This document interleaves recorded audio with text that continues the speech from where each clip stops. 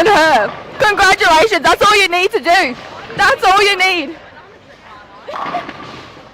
Beck, would you like an interview? No, thank you. Oh my god.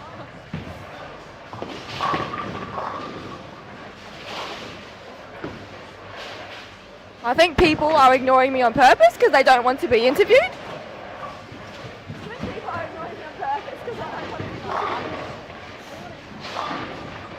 How are they feeling? I am feeling great for all those wondering. I was a bit nervous in that last 6 games, but I got through. Didn't think I was going to, but I did. I tried, and she was like, no, I'm A-okay. You don't have a choice.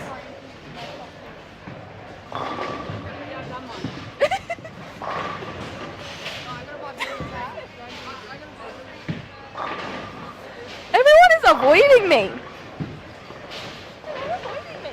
I don't know how Billy does it because they just avoid me.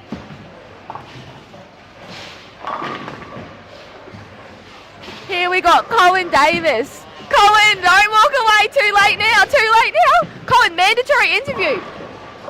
Mate, I'm live right now. Actually, Luke's about to bowl, so you're not. You have a spare couple of seconds. Oh, and he used the excuse of bowling to get away from my interview. Oh, yeah. Trying to get Frank Nusafora when he's done bowling.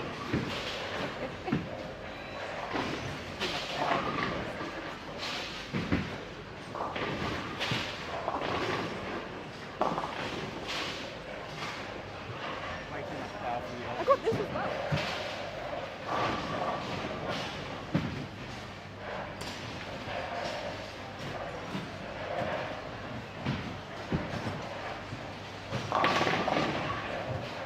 Frank, would you like to do an interview? Livo, would you like to do an interview? Alright, I've asked so many people and I'm just being ignored right now, so I'm still looking. Oh! Alright, I got Colin Davis here. Colin, how are you feeling about these games? How are you feeling? Pretty good. That was a really good answer, thank you so much. How are the lanes going? I got a fair bit more hook this time. A lot more back end. Due to the kegel just coming straight off. That's nice. Are you feeling more confident going into these 6 games than you were going into your squad? Yes, a lot more. Thank you, Colin! Who's my next person? I got Colin because I made him. That's the only person that's talking. Jared, would you like an interview? One more person says no to me. Yeah, I do. Senior reporter right here, Wide Water Sports. I don't know who gave me this and why, but...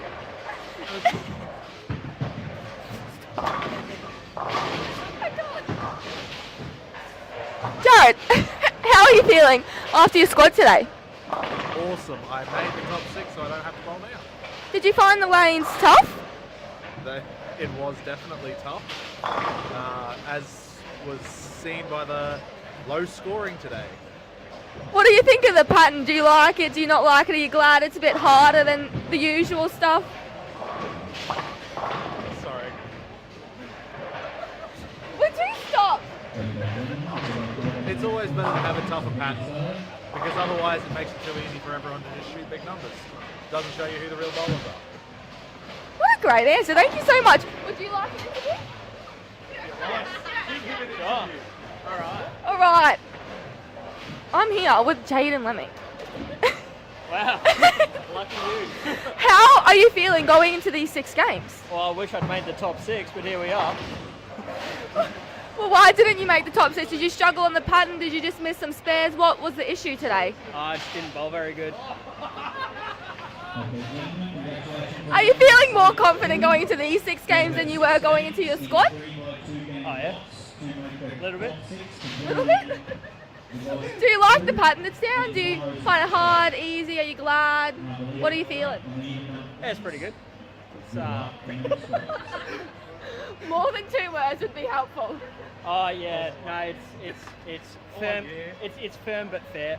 It's yeah, it's a nice baton. Tyson did a really good job on that. Was it Tyson? Yeah, it was. Yeah, good job, Tyson. Good on you. Alrighty, good luck. Thank you. You're welcome.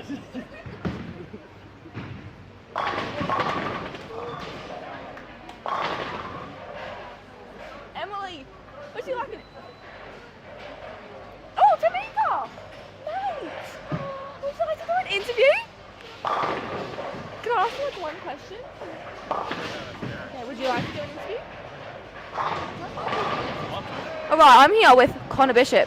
Connor, how are you feeling after bowling and making the top 6 automatic entry to Sunday? How are we feeling? Good that I didn't drive for nothing. That's really good. Anything to add to that? It's tough. Yeah, are you liking the pattern? Are you not liking it? Like, what are we feeling? It's fun, but it'd be more fun if I averaged 230. Dream big, dream big. Alright. Go well on Sunday. Maybe I'll talk to you again.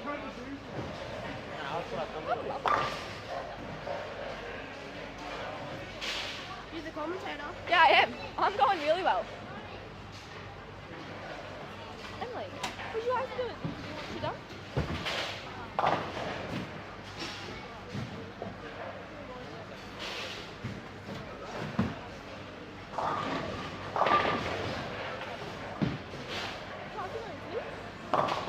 Alright, I'm here with Emily Hinspeeder. She is very happy to be doing this interview with me. Emily, you and I, we're some of the younger bowlers in the field up against some very tough competition. How are you feeling after your squad, after that extra 6? Going into tomorrow, what are your thoughts and feelings? I'm feeling that I'm tired. I'm feeling like I need to go to bed. And that's about it. I think we're all feeling that right about now. Now, with the pattern, it's a bit harder. Everyone's struggled. Everyone's had those low games. How are you feeling about it? Do you like it? Are you glad it's harder, or do you wish it was a bit easier? Look, I always wish it's easier. I'll be honest, I didn't get my first double this morning until the 10th game, which is a bit mentally draining. You just got to spare. But look, it brings out the best in people, and the better bowlers shine through.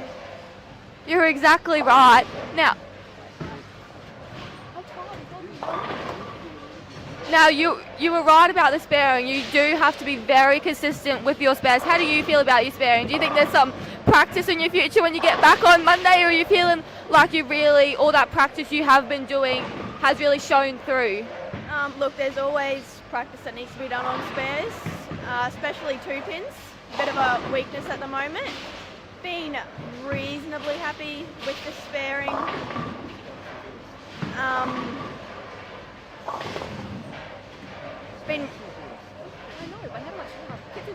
Been reasonably happy with the sparing. Just a few execution issues with 10 pins. Been tugging a few, but if I really focus, then that it's pretty easy to work around. Yeah, well, thank you, Emily. Good luck on Sunday. I'll be up against you at some point. I'm sure Billy will be behind us commentating that one. But as a younger bowler in the field, good luck. We're up against some tough competition. We're up against Chloe Clegg, Beck Martin, Beck Whiting, all bowlers from the World's team last year. But then we have some even tougher competition. We have Janet Hunt and lots of other people that are going to be very tough competition. I'll read that list off in a second if I can find one for it, but we have some very tough competition. And I'm excited to show what we can do as junior NTS members. Good luck, Em.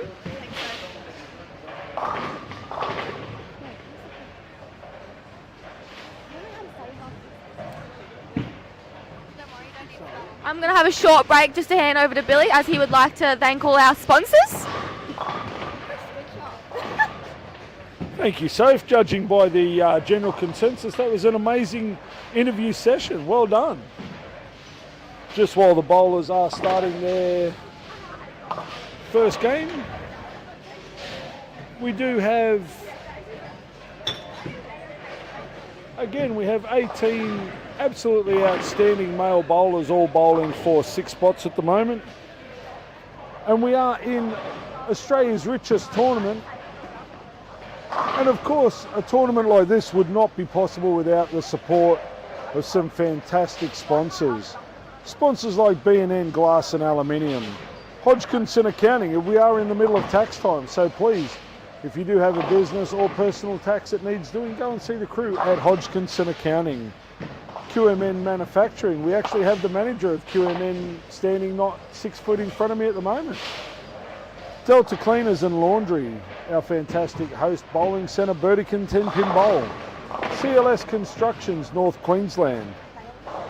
Jeff Whitty and the guys at 10-pin results, they are responsible for handling all our entries, bracket entries, uploading the scores as soon as our fantastic Belinda enters them into the computer.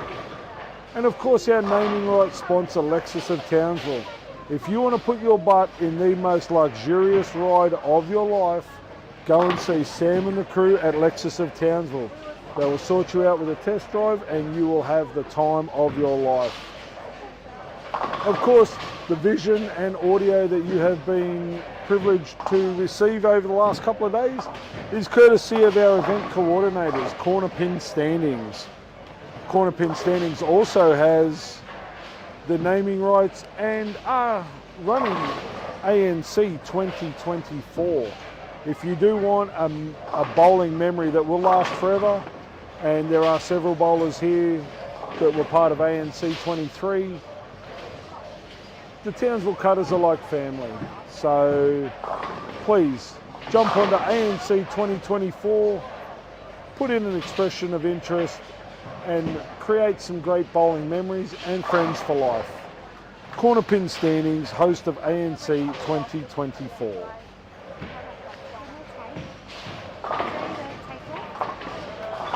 Yeah, I put it.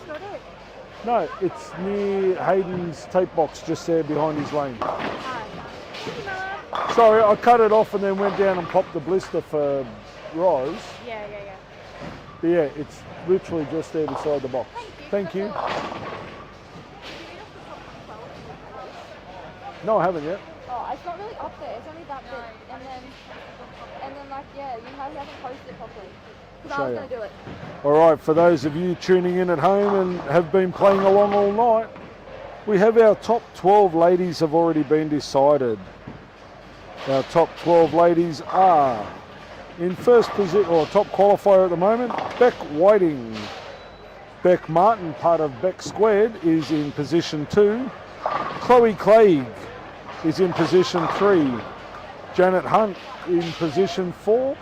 Marissa Rosberg in position 5. And Emily Bottomley, all the way from Bris Vegas, is in position 6. Joining them in the final for tomorrow will be Emily Hinspeter, one of the local juniors from Townsville. Angela Fan, she came home with a wet sail with a 233 and managed to jump into position 2. Ros Davis in position 3.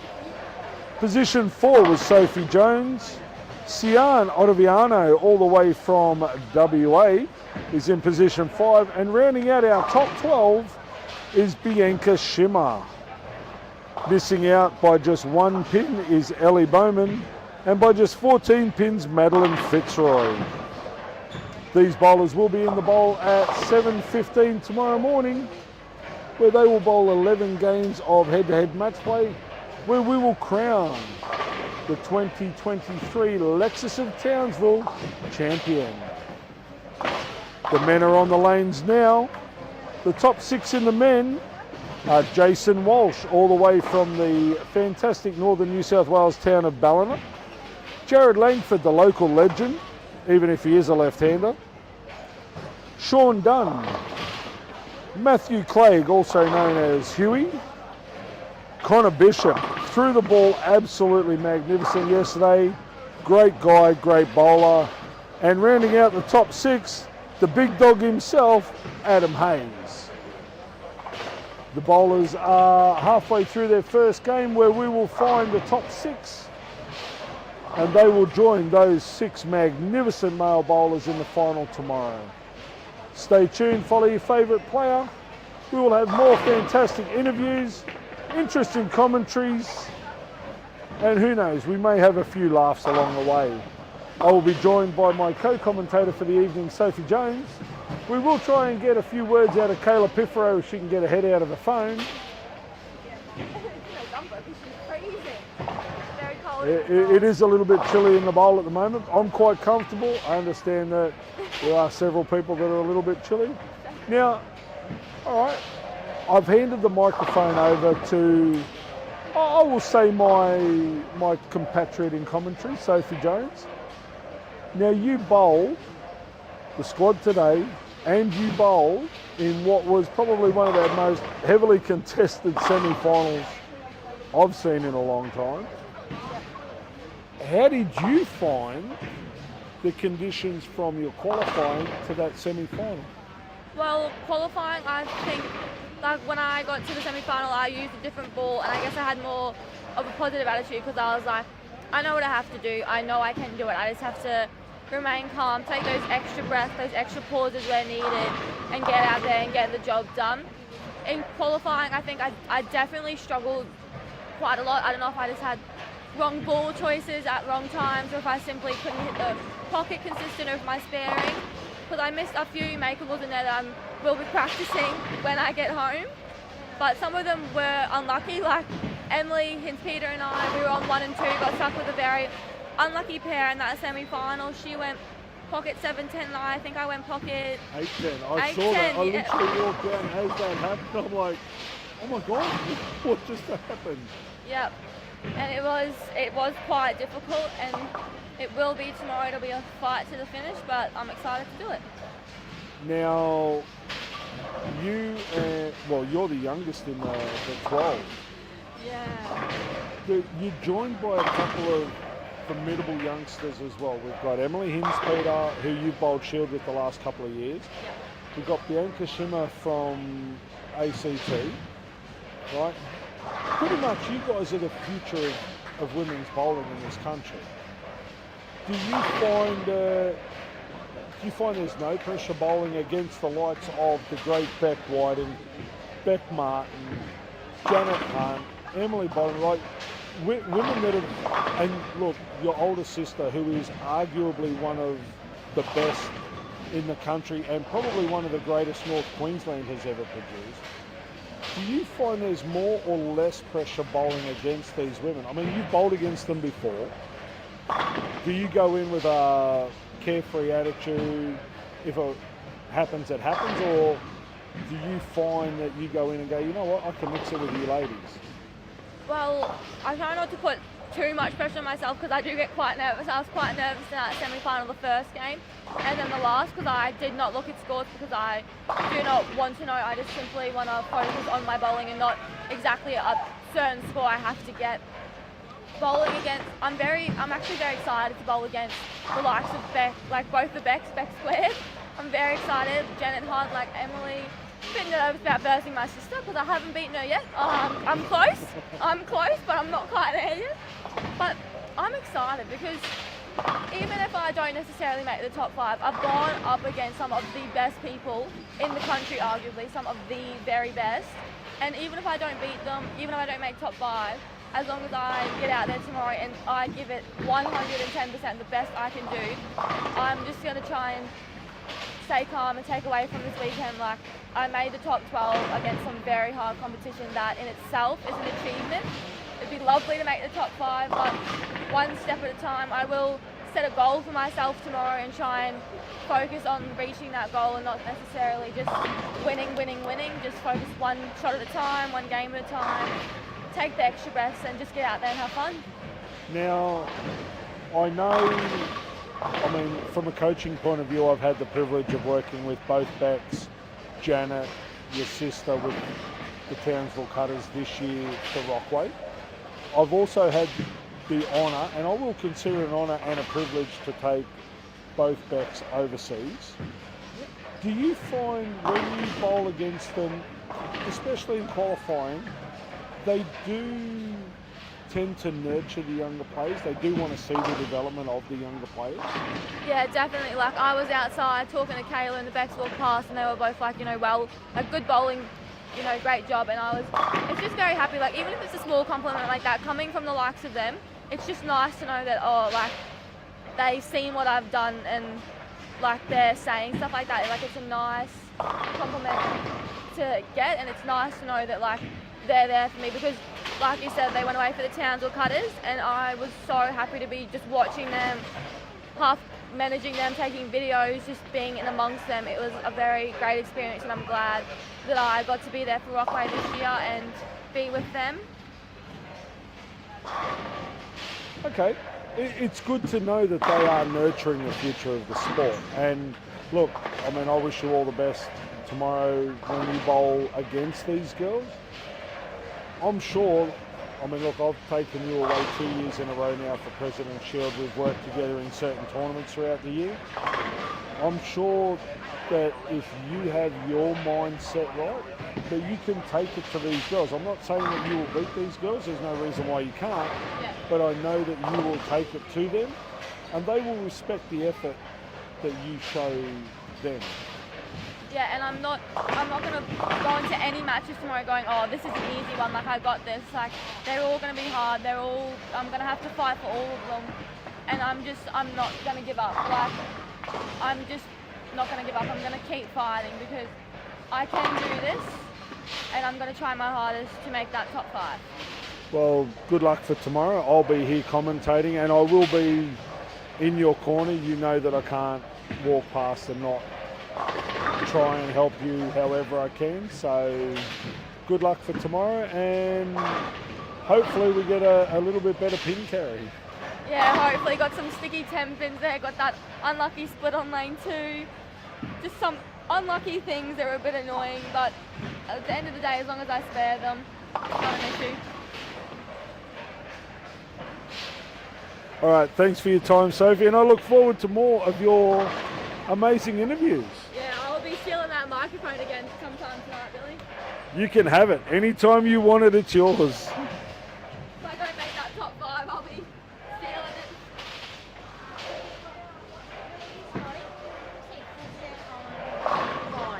Full set on 5.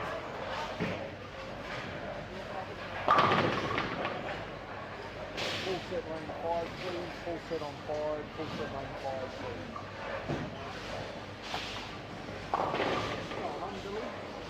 Oh, just doing a few interviews, talking some, shooting the breeze with people. No, you don't get out of it that easy, bud. Oh, yes, I did.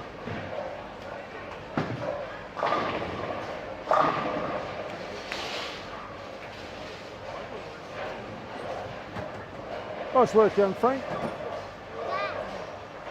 Dad's bowling. What do you want? Wow, what a good dad. I haven't tried them. Your daughter does an amazing interview.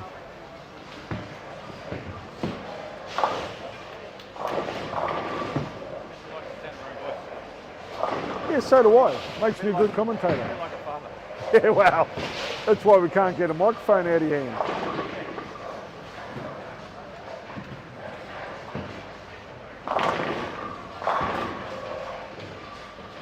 Don't sneak up on a bloke like that. I've been standing the whole time. I just did an interview with Sophie Jones and she rapped the 3 of you. It was absolutely awesome. I just said to her, I said, look, what's it like as the youngest bowler in the top 12 to go up against basically Beck squared? And she said, look, I'm not going to go in there thinking that I'm just an easy beat. She said, I'll take it to the women. She said, but what because I said to her, like, when you're bowling qualifying especially, I said, how do women of that calibre react to the younger players? She said, they're always encouraging. She said, super nurturing. They're always offering words of encouragement and things like that. And I thought, that's pretty cool, like when the best in the country can sit there and take time for the younger bowlers coming through. I think that's It's a testament to not only you guys as bowlers, but also as people. So yeah, outstanding work.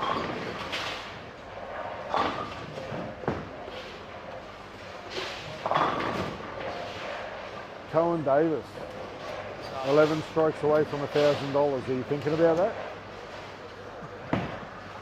I need more than 2 first. If you throw one in the pocket on each lane, there's no excuse not to throw one. What is the purple hammer? It's all right. You can bowl a purple hammer because you're not going to knock me out of the final, so the ball's perfectly fine. I'll weigh it up for you. You'll be sweet as, all right? But I tell you now, if you bowl 300, you do have to buy me a drink. There's a clause in the entry form that says that when the $1,000 goes off for 300, the commentator gets a Coca-Cola Zero. Okay? Just throwing it out there. Read the entry form. A bottle. You're not getting a cheapy one. Jeez, mate.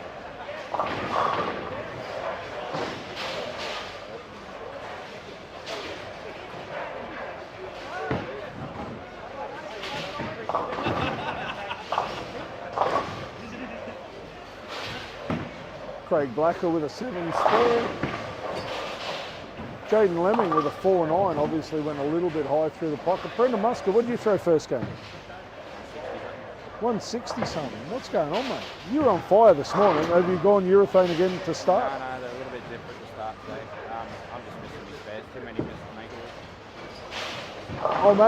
I'm glad you brought that up because I watched the women and I've spoken to a few of the women. What's going on with the easy spares? You see a lot of the 6-10s, people are whiffing past the 6, chopping the 10.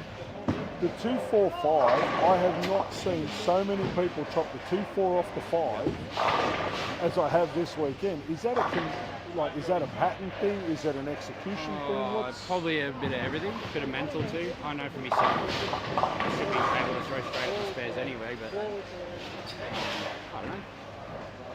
Just having that bit of extra pressure to make your spares, knowing you're going to be throwing a lot of them, I suppose. No strings, you got to make all your spares. So. Well, I've said for 2 days, the bowler that wins this tournament is not going to throw 10 strikes a day. No way. 7 spares a game, you're a chance. You get a double and stay clean. Good luck for the rest of the day.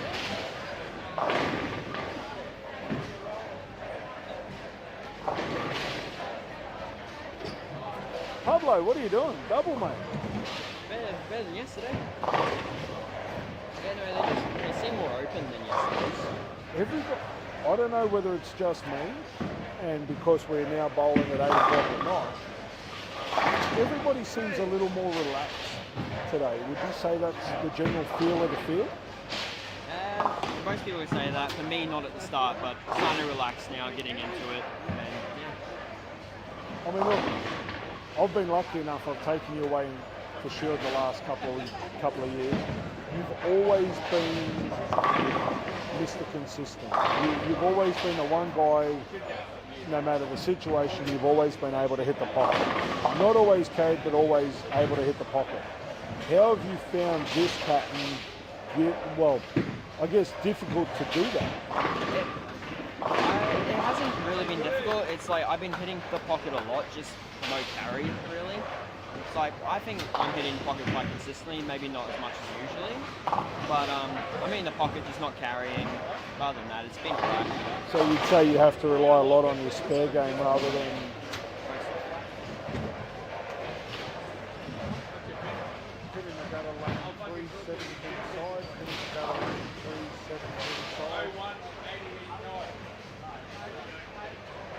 Have you found the carry when you have hit the pocket a lot harder than normal? Yes. Like the pins just don't go where they usually go. They don't fall how they normally fall. But sparing's always a good thing, even though my sparing hasn't been terrific either. But yeah. But that's I was just talking to Brendan, and that seems pretty conducive across the whole field. Like, guys that normally have a rock solid spare game are missing makeable spares for some reason. Is that because of the out of bounds outside 7 on the right, or the ball's just not reading as normal? For me, it's probably just a little bit of nerves. For everybody else, it probably is just that little bit of outside zone where you can't throw it there like usual. Especially for those people who hook at their left side spares, you see them missing a lot because when they're at their home centre, it hooks a little bit more here. It's a bit less reliable when hooking at your spares, so yeah. Fair enough. All right, well, look, I'll let you get back to it. I know you're on a double and it's your shot to bowl, but good luck for the rest of the day. What is that green thing you're throwing? The radioactive vibe. Radioactive vibe. Hopefully it gives me some radioactive strike. It is seriously the ugliest ball I've ever seen, but I love it. You can fucking see it. It is awesome.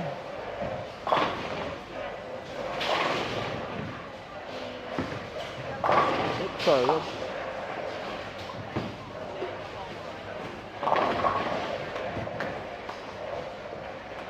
Cohen Davis, what are you doing? Hey? 4-9. Yeah, that looks pretty common, eh? Jaden Lemmings left 2 of them down on 1 and 2 already.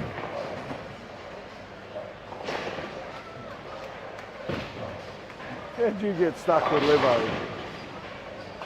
The great random number generator. I was going to say, of all the numbers in all the centres in all of Australia. If I said, you stitched me up, you prick. You made me follow you. Yeah, thanks very much. That's no different than a Wednesday night league, isn't it? That's right. Same rules apply. If you throw a 5 count, you've got to gap it. You got to gap it.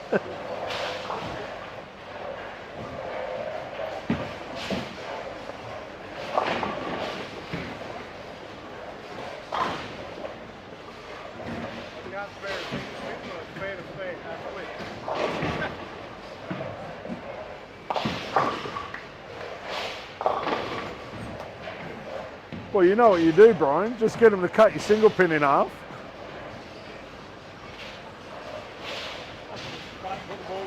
Yeah.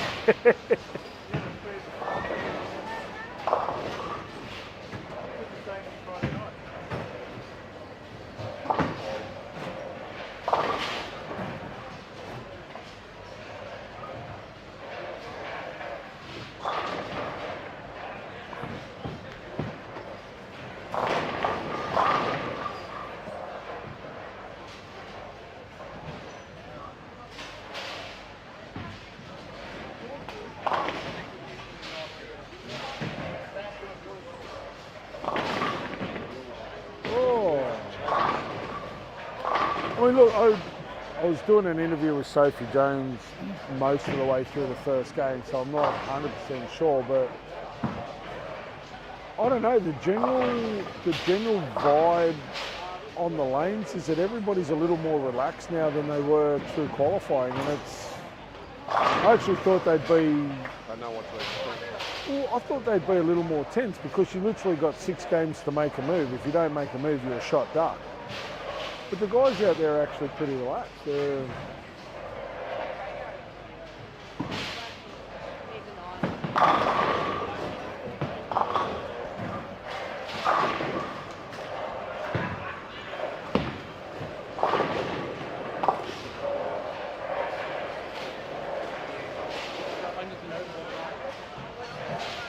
Don't force the ball.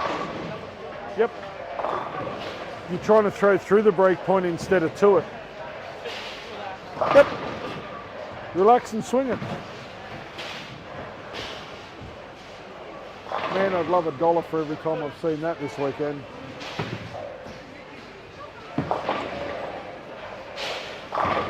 Is it just me or is everybody more relaxed tonight? The lane's a little bit more open. So everyone's relaxing with their shots far quicker. It just, yeah, I don't know.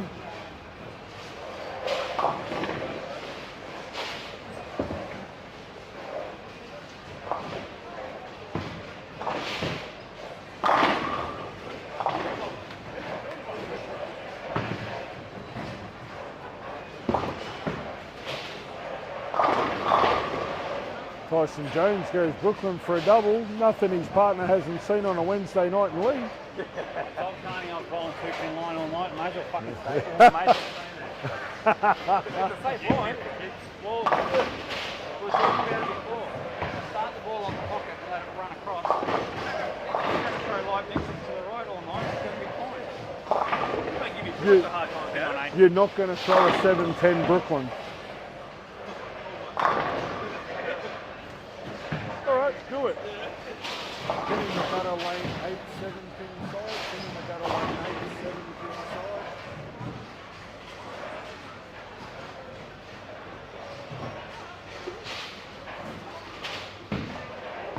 You hate it when I'm right, don't you? No. You're 100% right, I know.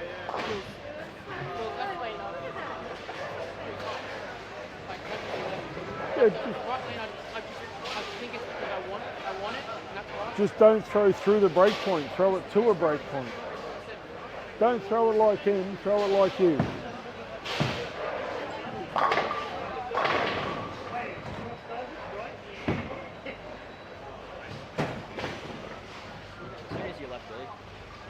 Mate, I should have stayed here. Shane Rosberg, fancy seeing you behind the lanes after a qualifying session. Did you see my impressive 2-2 today? I heard about it. Really, you need to get the fucking speed. You need to throw it on. Look, all over Facebook. I've got to ask, how in God's name do you peel the 1-3 Out of a nearly full deck. of almost a full deck? Yeah, I mean, that's a 6 Same pound way I house. took the 4-9 out of a full deck. That's like a, seriously, that's like a 6 pound house ball lead. Oi, autographs in the car park later. Is that all I get is an autograph? I don't know, if you want to go down an alley, you'll get a bit more. Then I'll end up at your place of employment.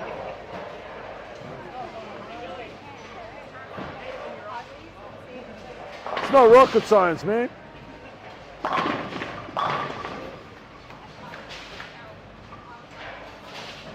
Alrighty, what do we got? Brian Olsen with a 209. Frank Nusafora with a 204.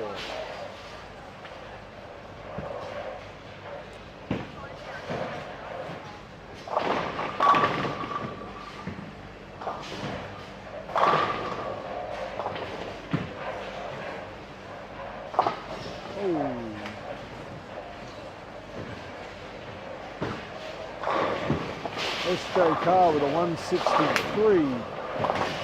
Steve Livingston's gone to the Tyson Jones School of Bowling. You are kidding me, are you? Wow. 5 line, you be careful there. Maybe that was a 14-pound carry.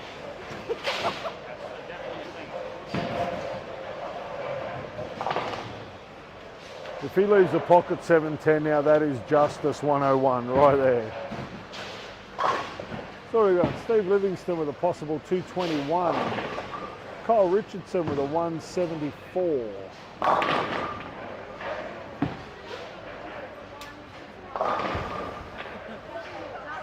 Talk to the hand.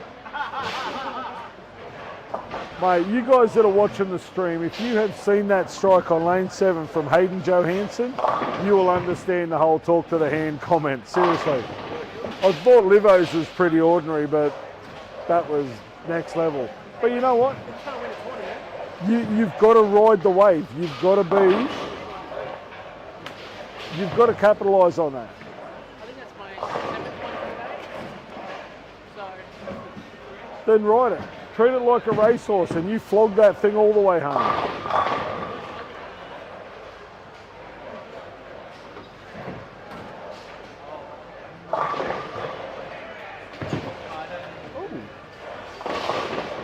What happened with the screen on? It might do if you turn it on. Not sometimes the table it'll go back to a full size. It's just set to a different size. Ryan Edgar with a nice 7 spare. Jesse Ellis with a 24810. That's a pretty common leave here this weekend.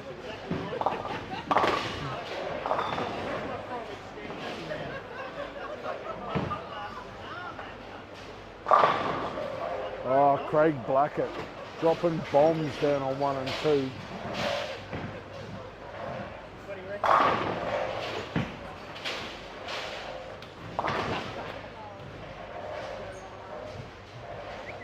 turbo.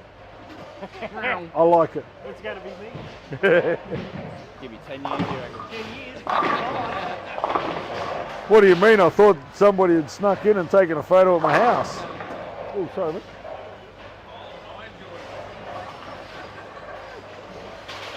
Hey, at least he's here with the opportunity to throw a cold 9. Is that what it's called? Right here behind 3 and 4 is like Bay 13 at the MCG. If you can't handle it, don't bowl here.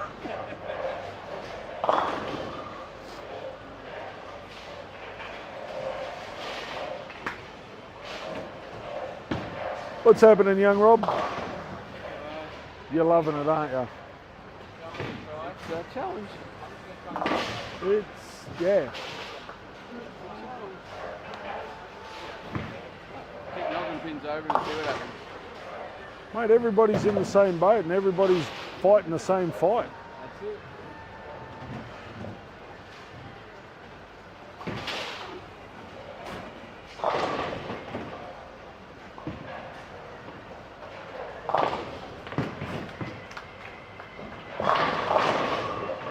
Cohen Davis, look out. Oh, shit. 174 for Kyle Richardson, 188 for Tyson Jones, 220 for Steve Livingston.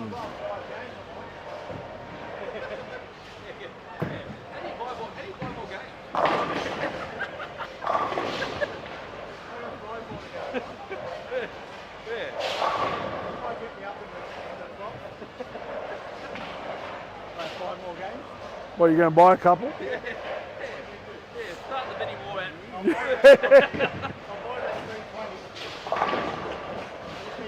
Oh, so we're going to auction off actual scores. Oh, This sounds like a good idea.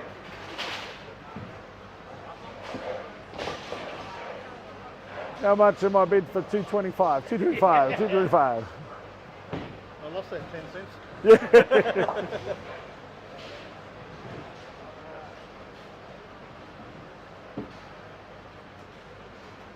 Alrighty, that concludes block 1 of 3 in the men's division of the 2023 Lexus of Townsville. It is good to see that quite a few of the women have stayed back to support their men.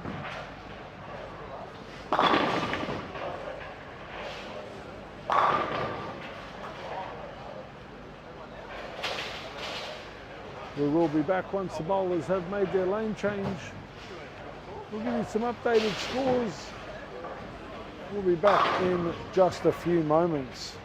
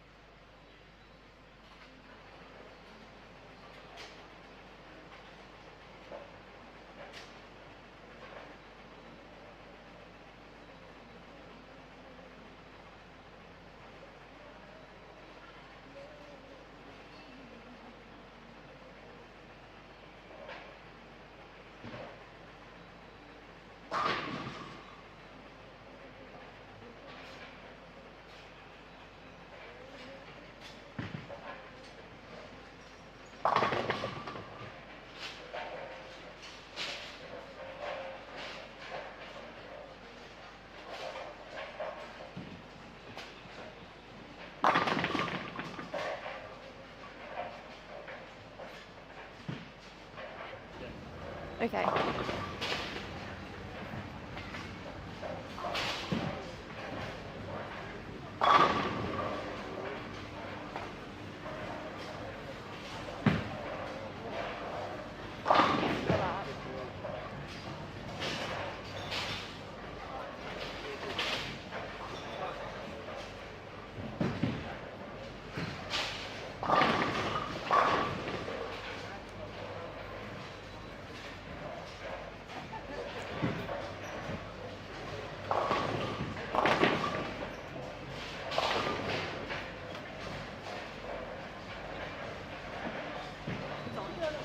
I am.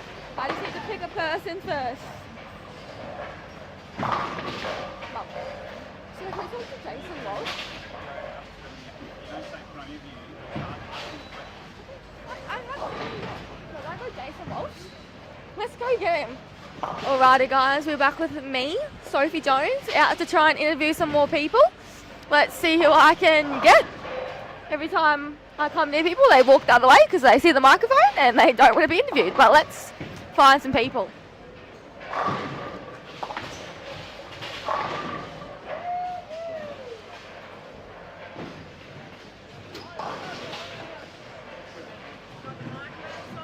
Yeah, I do. I'm scanning the crowd, trying to find the next person to just spring on them. I'm not even going to ask them anymore. I'm just going to ask the question.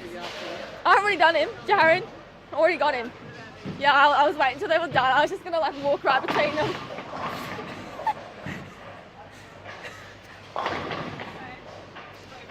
Adam, Jason. I have the microphone in hand. No, I'm doing both of you. You don't have a choice. Alrighty, guys. Yeah. Alright, well, you don't have a choice. No. Alright, Adam, you made the top 6 automatically into Sunday. How are you feeling about it?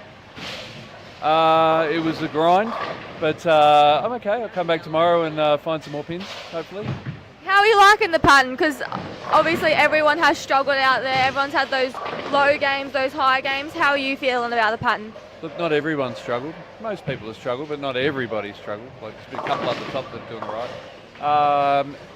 Look, it's really me rather than what's going on out there. I know that I can bowl better than I did today, so I don't worry too much about that and go and do what I have to do. Perfect, thank you so much. Jason, you're up next. Jason, again, automatic entry to Sunday. You bowled really well in your squad. How are you feeling about it? Did you feel quite confident going into it? Did you struggle at all on the pattern? How are you feeling? I'm feeling pretty good about it. I had a little bit of an up and down day, but it was more of an up than a down, so it was good. But yeah, all in all, it was a good day. And I'm going to bowl tonight, so it's really good.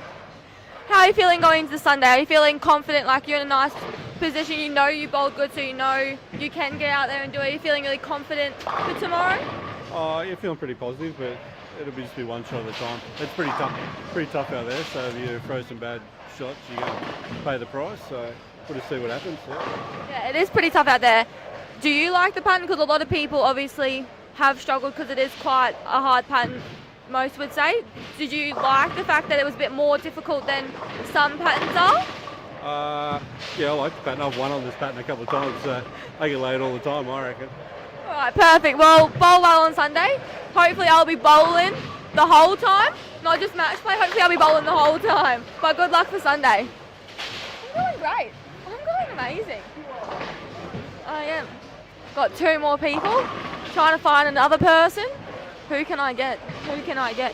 Chloe Clegg is not back yet, and Janet Hunt is not inside the bowl either. What do you need? Full set, lane 9.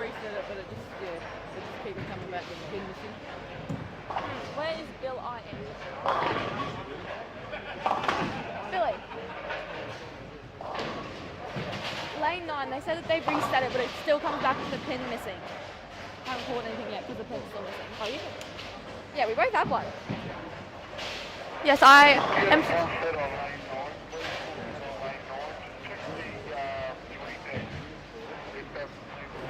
I'm just waiting for some of the girls that are into the top 12 tomorrow to come into the bowl, and hopefully I'll be able to score some interviews with them. Right now we are in game 3 of 6. Not quite halfway through yet. Looking across.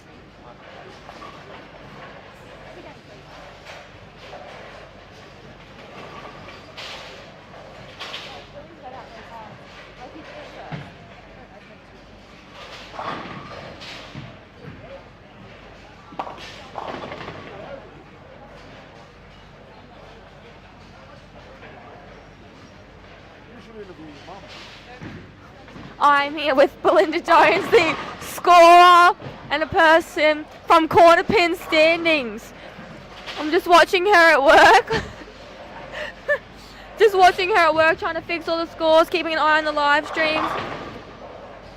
Belinda, my mum does most of the work behind the scenes because Dad is bowling majority of the time. So Mum's doing most of the work. She's making sure the live streams are working for all you guys at home. She's keeping your stores as updated as quickly as she possibly can.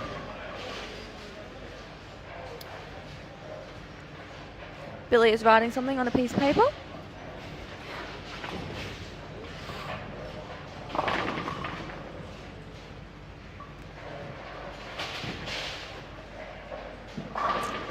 I feel like my mum's going to tell me she's busy, but corner pin standings have the rights to ANC for 2024. Obviously, there's still a lot of things to be decided.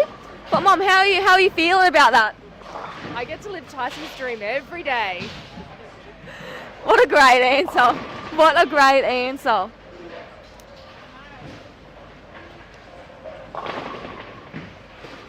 For all those at home that might be coming down next year, we have a great range of food available at the Burdekin Bowl. We've had some chicken and beef nachos available. We've had some pasta available. Billy. Oh, lane 9. The food's been quite good all weekend. Did you like it? Nachos? No, I didn't. So yeah, the food here is quite lovely, as are the staff. Trying to find another person to interview. I'm just waiting for some more girls from the top 12 to walk back in. Maybe I'll be able to talk to Lily from Lexus, the photographer for the weekend. Maybe I'll send her a message, see when she's coming back in, spring an interview on her. Lily has been taking all the photos for this weekend. Our representative from Lexus for the weekend.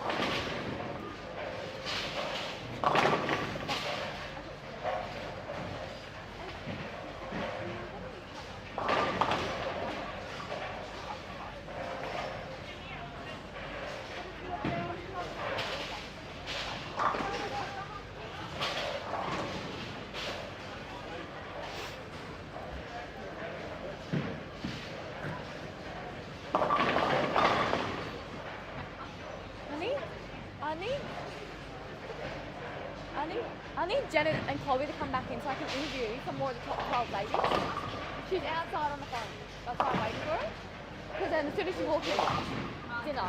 And same with Billy. So I'm going to talk to Lily from Lexus when she comes back into the bowl. Lexus Lily. Lexus Lily. Oh.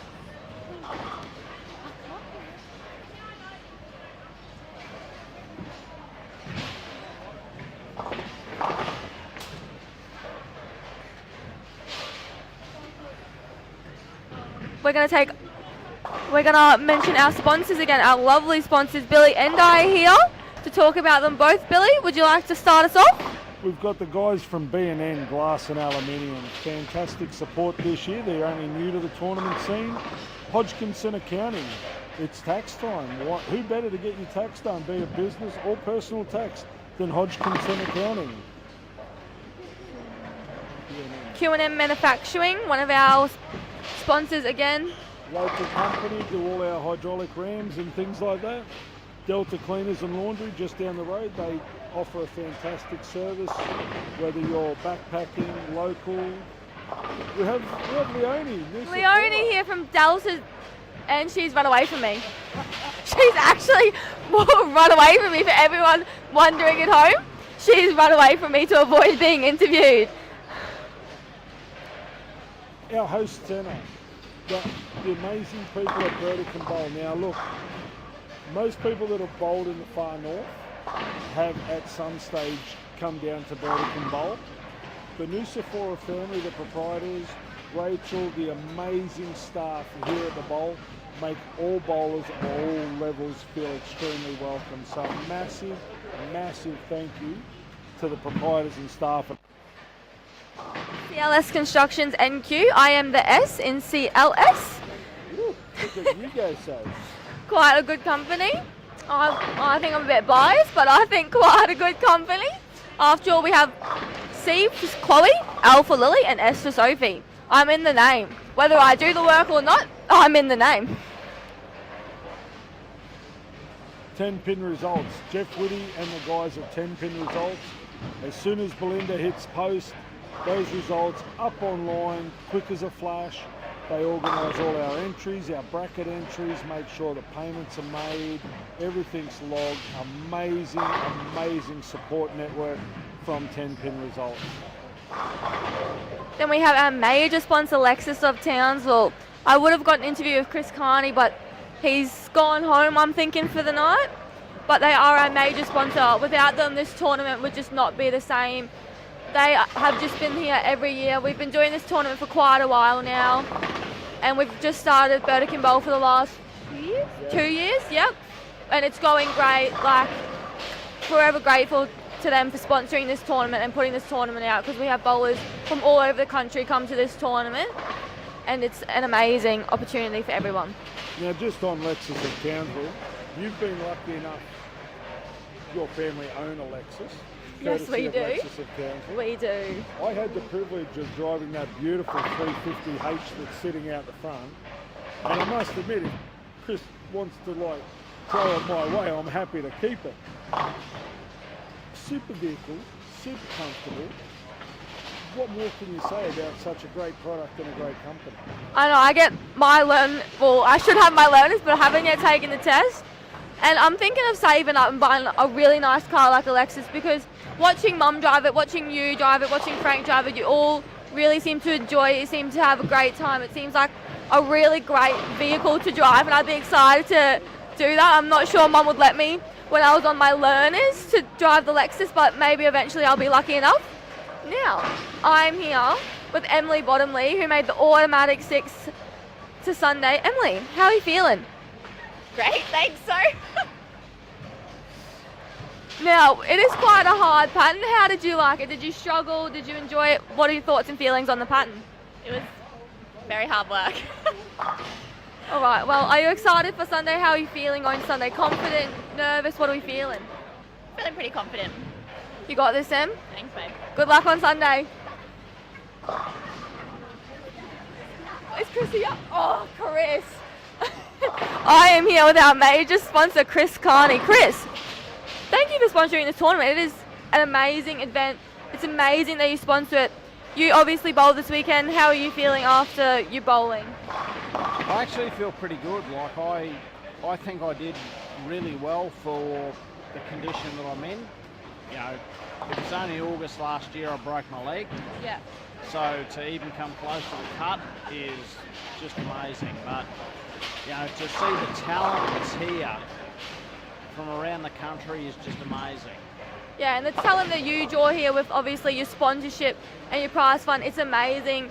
All the effort and everything that you put into this sport, it's amazing. And I think everyone will forever be grateful for this tournament. We have bowlers from all over the country here. It's amazing. How did you like the pattern? Because obviously the pattern was quite tough. Were you happy that it was a more tougher pattern was chosen for this weekend?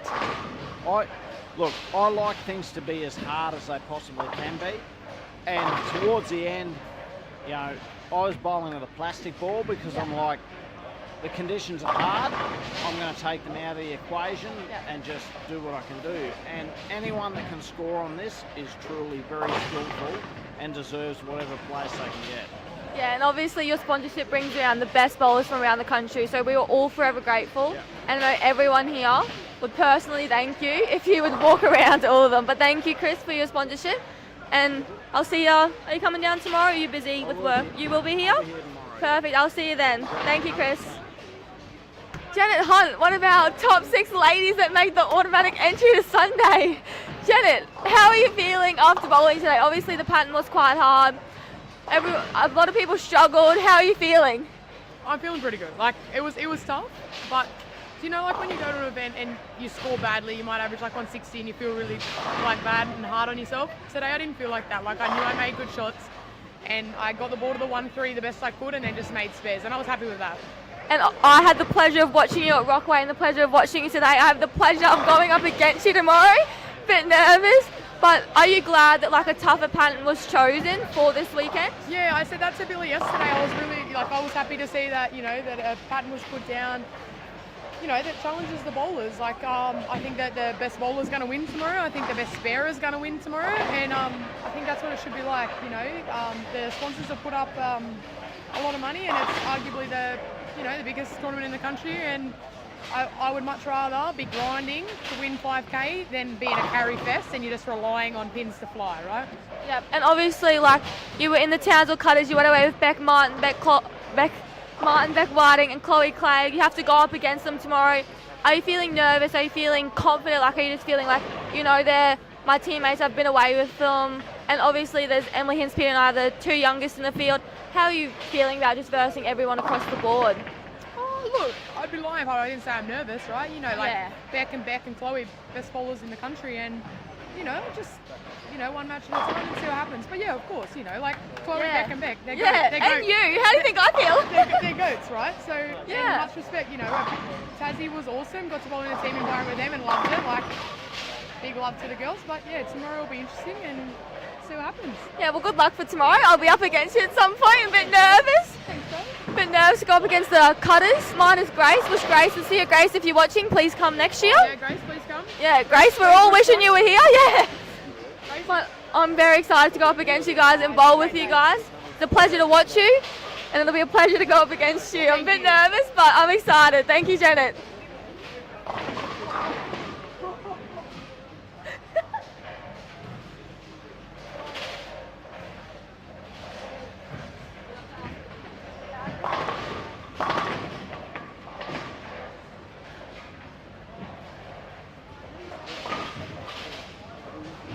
Alrighty guys, we are now finishing the end of our third game. On lane 12 here we have Colin Davis with the 160, having an 8-1 chop in the 10th. Maybe I'll be able to talk to him later about how he's feeling, but I don't think my hopes are high for that. Then we have,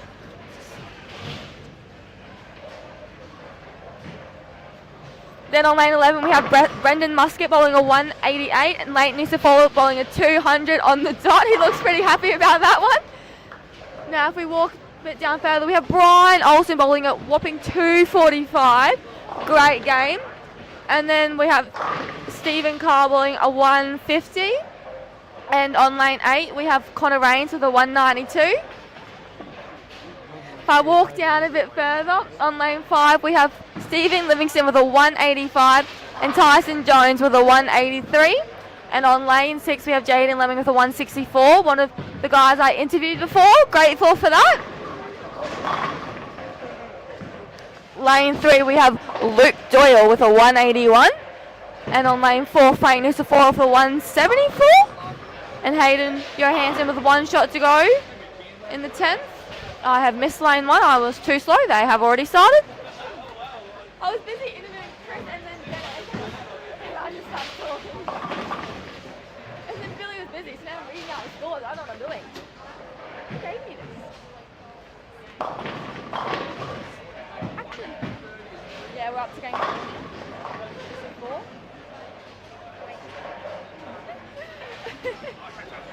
Yep. Hayden Johansson finishing with a 183 on lane 3.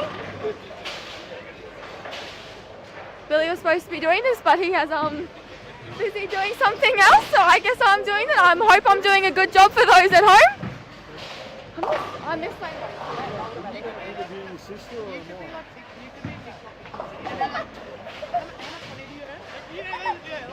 Oh, Chloe Clegg's in the house. Go and talk to your sister. I'm going to go talk to Chloe Clegg. Chloe, money!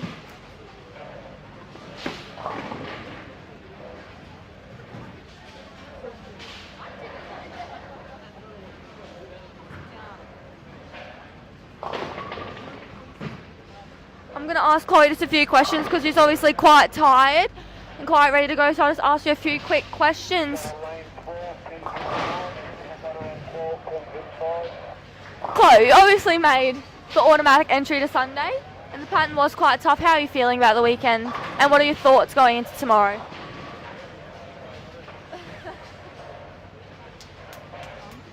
I don't really have too many thoughts for tomorrow so far. We just need to start with a clean slate, everything resets so we're all back at zero. But hopefully they play a little bit more fair than what they did on the Friday because it's bloody rough out there. Are you glad that a harder type of pattern was chosen, especially for such a big tournament? I mean, not glad now that I bowled on it and I've subbed, but glad overall because we're all on the same page with it. I think moving forward, this is the way forward, and this is the only way we will get better as a collective, is to bowl on patterns like this. Well, thank you, Chloe. I will see you tomorrow. Good luck for tomorrow, and I will be versing you at some point. Bit nervous to verse my big sister. I have yet to beat her yet. Everyone is loving me in these interviews. Everyone is so happy. What about your brother-in-law? Oh, Matthew Clegg. Trying to avoid eye contact with me. Matt, again, automatic entry into Sunday, not having to bowl tonight. How are you feeling? Yeah, it looks challenging out there tonight, so I'm glad I'm not out on the lanes again, and it looks like it could be a late one as well, so the early bedtime could be an assistance. Now, the pattern's obviously quite tough. A lot of people have struggled. How are you feeling about the pattern? Are you glad it's a bit harder? What are your thoughts and feelings? Yeah, I'm glad that we've got something a bit tougher in this country. It's we've had a little bit of slump where we've had a bit of easy pattern all throughout it, so it's good to have something challenging. Well, good luck for tomorrow, Matt. I'll be keeping an eye on you. Thanks, sir. All good.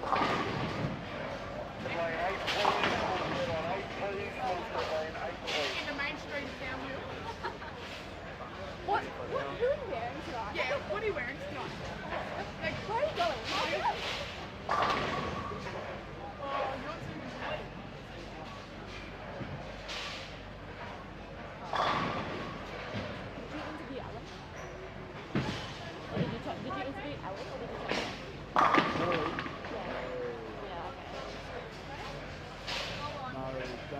That is too painful. One.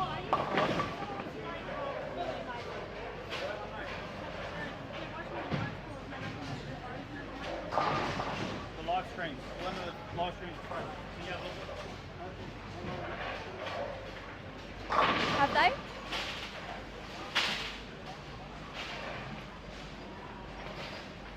That one?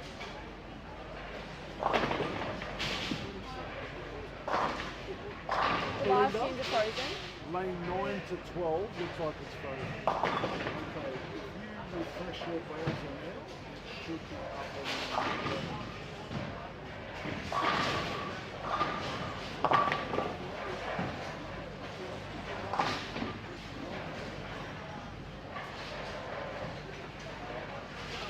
Mom, you have to.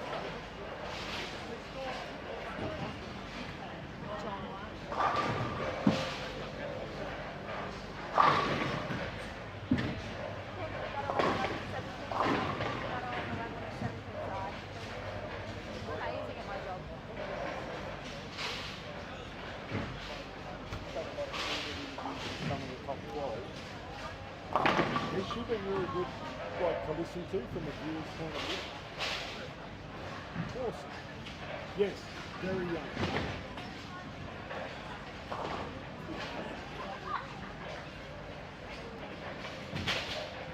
Awesome. I want to try and throw the microphone to a few of the younger bowlers throughout, like, not only this tournament, but things like that.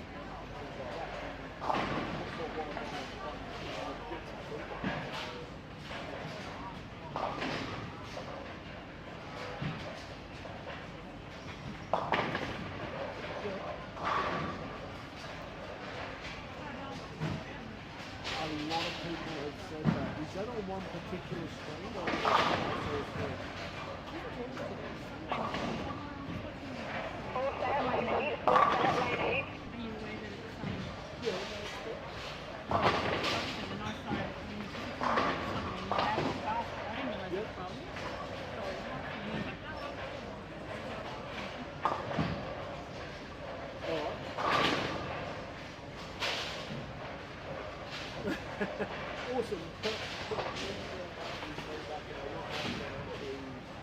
Sophie. And, if you have any other dramas, feel free to give us a buzz.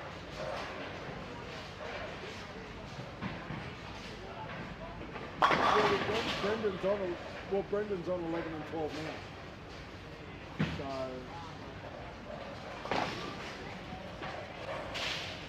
Yeah.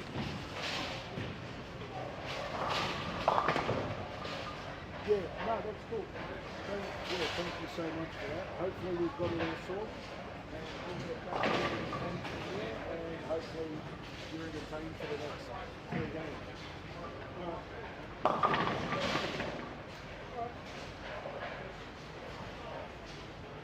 Yeah.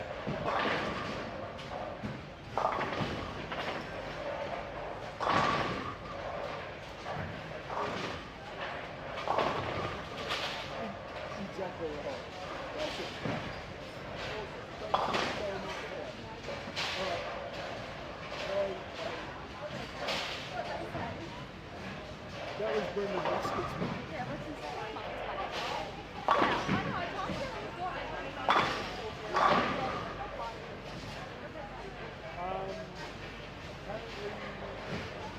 Brendan Baskets apparently some of the videos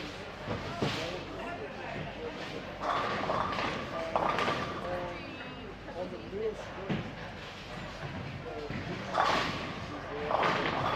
So what we might do tomorrow is put that microphone on so we play that rather than on the background.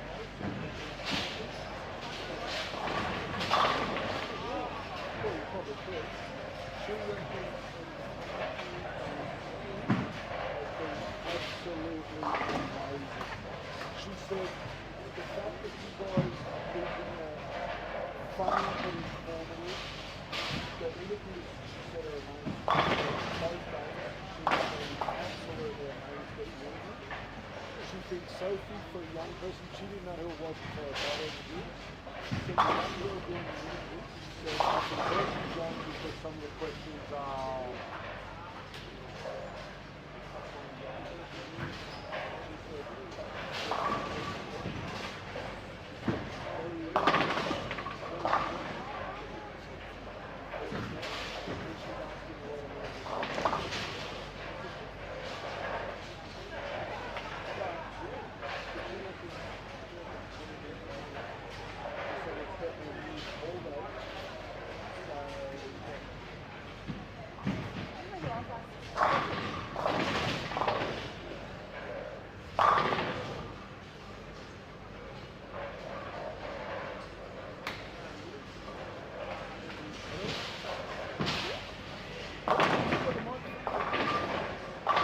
now up to we are up to game 4. Majority of the lanes are about halfway through. Across the house, we can see some people struggling, some people bowling a bit better. It is a very, very tough pattern. It is extremely tough pattern, and anyone bowling on it obviously would be, a lot of people are struggling. And it's a very tough pattern, but it's good. The tougher patterns are good. Like everyone I've interviewed has said, the tougher patterns are good because it shows the best bowlers really shine through.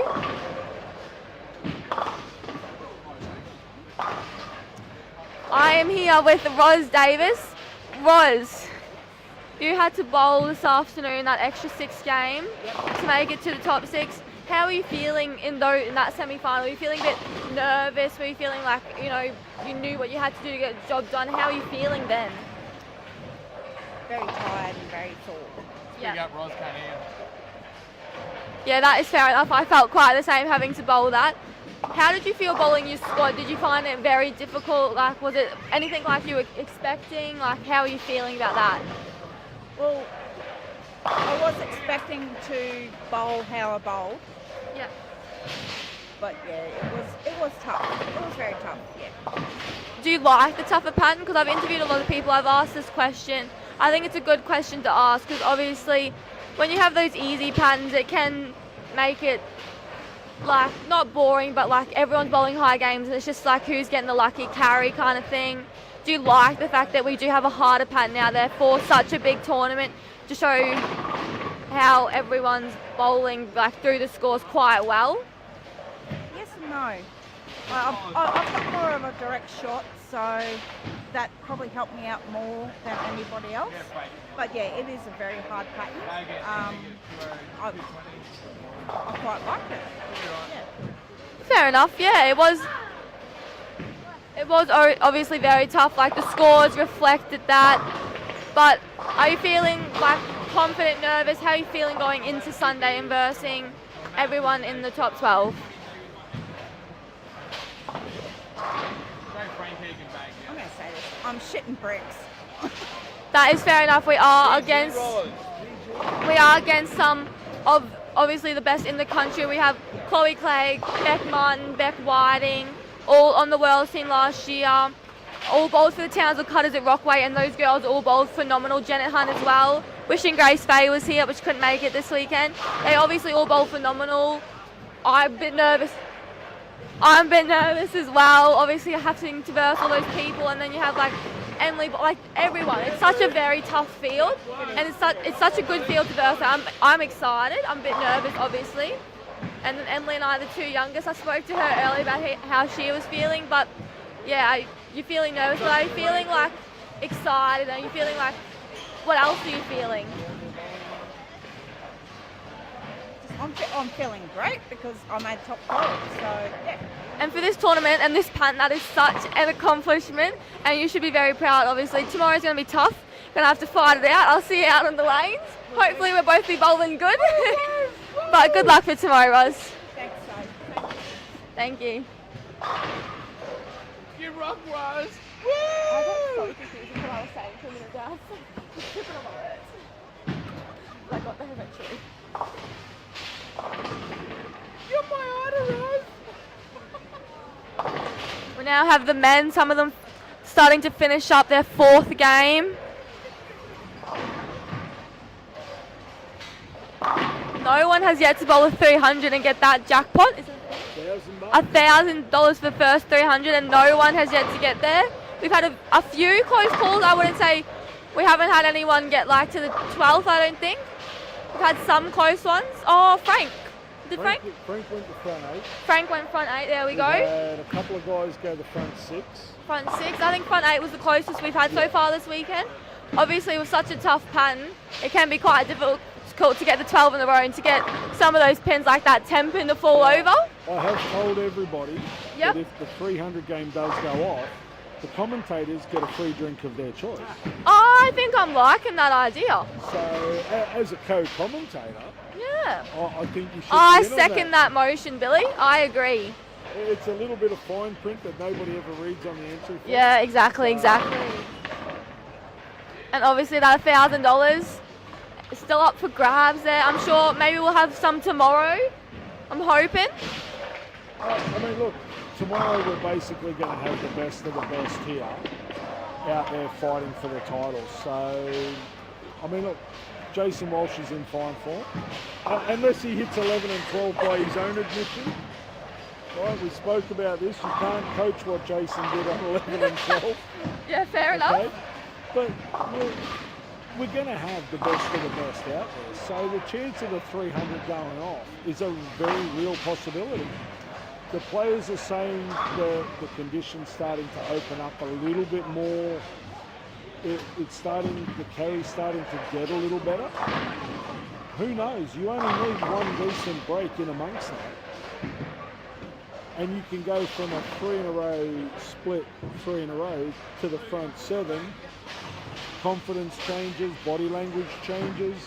The 300 is a real possibility. I'm very excited to see if anyone gets it and who will be the ones to get it. I think I think some of the girls will have a go at it. I think for sure some of those girls will have a very good go at it. 100%. The boys as well. My money is on one of the girls throwing it.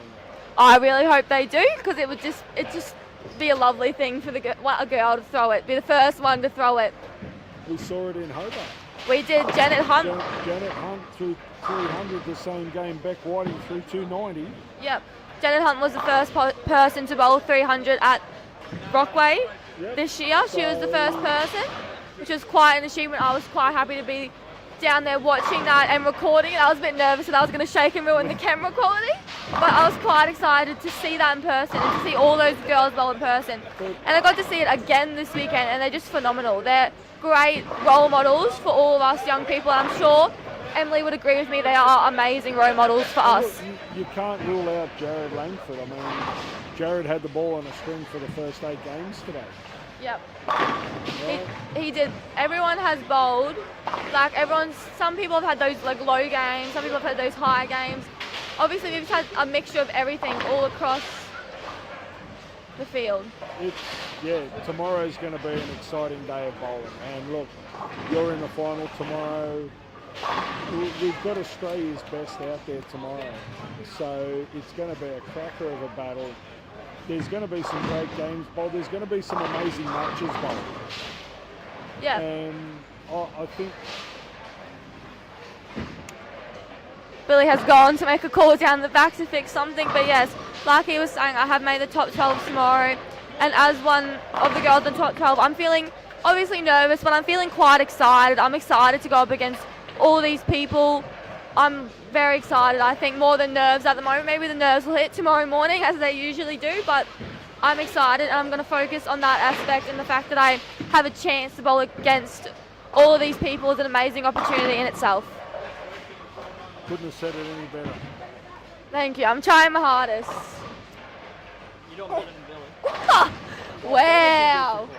Wow. That was a bit harsh, but that was a nice compliment. A bit harsh to you, but lovely for me. We've just had somebody phone in about a glitch with their live stream on the M4 lanes. And we had Belinda fix that up as soon as she could. The scorer, the person behind the scenes, doing a great job. The lady I spoke to, she said that the interviews that you've done since the men have been on the lane have been very well spoken, very informative, and she's finding the commentary entertaining. So, hey, look, I mean, I think from my point of view, I think it's great that some of the younger bowlers do want to get behind the mic. Go and talk to the players that they're bowling against, they're bowling with. Get down and talk to your peers. I mean, look, if there's any other younger athletes out there, if you ever see us at an MCM or at a Lexus or any other tournament that I commentate, if you want to grab the microphone and go and interview someone, come up and ask. I'm all too happy to facilitate that. I'm so glad you gave me the opportunity to have the mic, because I've talked to so many bowlers. I've gotten everyone's opinions. It's nice to know that, like, obviously people do find it a hard pattern. It's not just me, but it's nice to hear everyone's answers, to ask them questions. I'm trying to find people, and I'm trying to think of the questions when they actually do say yes, because very few people have said yes. So, but I'm really enjoying doing it. Again, I think it's great to see that the bowlers in Australia are embracing the whole social media and the interview process. We want to move the sport forward. The only way we can do that is to talk to the athletes themselves. Have the athletes talk to the athletes themselves. It's great. Yeah, it is. And we have the boys just now finishing up game 4. Yeah, they're now finishing up game 4. Scores in this block are slightly lower than the first block. That could be the conditions might be breaking down slightly. It could be that Jaden Lemming's just not going to pull his head out of his freckle and throw the ball properly. It could be another thing. Who knows, mate? It's a wild world out there. Do you find them a little more open than qualifying? Probably not. I think they've probably closed up a bit. See, the first block, a couple of the guys reckon that they were a little bit easier. I reckon that in the first block, yeah. But they're starting to jam up. But they've started to close up now. Well, the scores are probably about 15 to 20 sticks lower than they were the first block across the house. Yeah, 100%. I mean, look, it's 20 past 9 at night too. So I didn't even know that. Not helping the cause. Like, it's a long day. It's a brutal day on a brutal patch, and this is survival of the fittest. It really is. There you go. That's Jaden Lemming. As I said to Tyson, you let him get a relief when you get a strike. Yeah. We have 2 more games left. I have not looked at the scores, but maybe Billy and I will do that now and give everyone an update and see I'm imagining maybe it would be close for those final 2 games and they will fight it out, because it was quite close for the girls and we had some people jumping up. I was a bit worried and I had no idea where I was. It was scary for the girls. We had 8 bowlers bowling for 3 spots. It certainly was. was. Down to the wire. It really was. It was great. It was great theatre for the sport. So Yep. We'll go and have a look at the scores, and we'll get back to everybody with a live update in about 5 minutes from now. We'll wait for Belinda to do them. She's doing them as quickly as she can. The person behind the scenes doing everything, as well as Tyson Jones when he is not bowling. But got to give the credit to Belinda where credit is due, because she has done amazingly at this weekend at all the MCMs. We'll go try and get those scores done and read them out to you soon.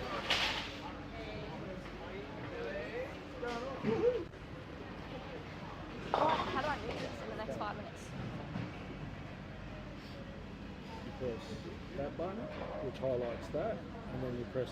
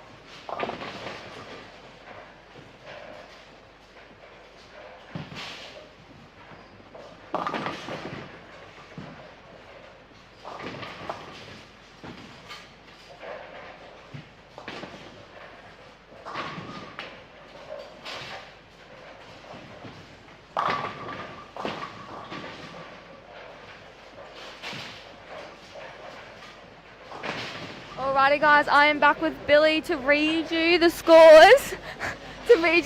After the 4 games. We have 2 games to go. The scores are quite close. It's exciting. Alright, Billy, would you like to start us off? Alright, in first position we have Craig Blackett all the way from WA. Second position has Jaden Lemming, one of the, I guess you could call him a talent from Brisbane. He is a former NTS member. We have travelled together as part of an Australian team. In third, we have Connor Rains. Connor is still a junior this year. It's his final year. He's going amazing. Had the pleasure of going away with him to Shields for the last 2 years. He's been going awesome. And in fourth, we have Frank Nusafora. Frank, obviously, proprietor of Burdekin Bowl and Delta Dry Cleaning. Obviously, so good to be here at Burdekin Bowl for Frank to let us, hold the tournament here, and he's happy to hold it every year. Him and Janine from Delta Dry Cleaning have the food ideas, and they create the extra dishes for us so we have a wider variety and more food to eat while we're bowling. In fifth position from Victoria we have Kyle Richardson. Kyle threw the ball amazing this morning. Stumbled the last 3 games by his own admission. He got a little bit nervous. Ball speed was not 100% right. He's come good when the money's on the line. In sixth position we have Brendan Muscat. Brendan's one of the local bowlers from Mackay. Absolutely fabulous bowler, throws a hell of a shot. Just 4 pins behind him in 7th place we have Ryan Edgar. 11th pins further back we have Jesse Ellis. So we've got a handful of guys, probably 5 or 6 bowlers bowling for 2 spots. It's going to be a close 2 games, and we'll be watching the scores closely. Obviously, Belinda will be putting them in as quickly as she can, trying to keep you guys updated. Billy and I are sitting here reading the scores and watching the bowling now. A few people have seemed to got off with quite a good start, especially after the lower block we had just then.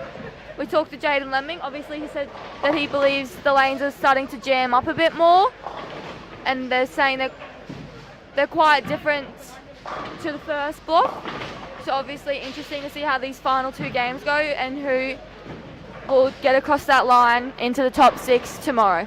But Connor Rains has opened up with a 9 spare double. He's sitting in 3rd place at the moment. He might be trying to knock Craig Blackett off for that number 1 spot. Yep, and I can see Frank Nusafora. He's gone 9 spare, strike 9, and he will be up to spare it in just a moment. He's sitting 4th, obviously, just 1 pin behind Connor, so obviously it is quite close. And obviously pinfall does drop for match play tomorrow, so it resets, fresh start. So as long as you're in that top 6 at the end of the day, pinfall will drop towards tomorrow, and it will be a fresh start for everybody. Well, Brendan Muscat down on 7 and 8 has just spared the 2, 4, 10. He knows the importance of spares. Like, we're at the pointy end of the qualifying deal now. Especially on this pattern, making your spares and being consistent are quite important, because you're not always going to get that carry. You're going to leave that 10 pin, that 7 pin, maybe a 2 pin, a 3 pin. You're going to leave those single pins, and you have to make sure you're on your spares, especially on this pattern, especially up against all these phenomenal bowlers. Connor, 9 spare and a turkey. Hopefully he can keep going for his final 2 and secure his spot in the top 6 for tomorrow to get some of Australia's best. You know, there is, of course, the bragging rights. I mean, these guys are competitors, but they're also friends on and off the lane. Frank Nusafora hasn't beaten Tyson Jones in a tournament for almost 12 months. And I'm sure Frank Nusafora is handing it to him at the moment. I'm sure Frank will never let him live that down. I'm sure he will bring this up any chance he will get. I have to laugh. I'm sitting here watching Matt and Chloe Craig standing at the counter. Talk about rivalry. Like, you've got a married couple. You can't tell me that if one wins and one runs second that there's not a little bit of like cop that there. Usually it's Chloe that wins and Matt runs second or third, but who knows? Maybe the tables will turn at this tournament. Maybe Matt will be the one. Might be a quiet trip home if he does. Yeah.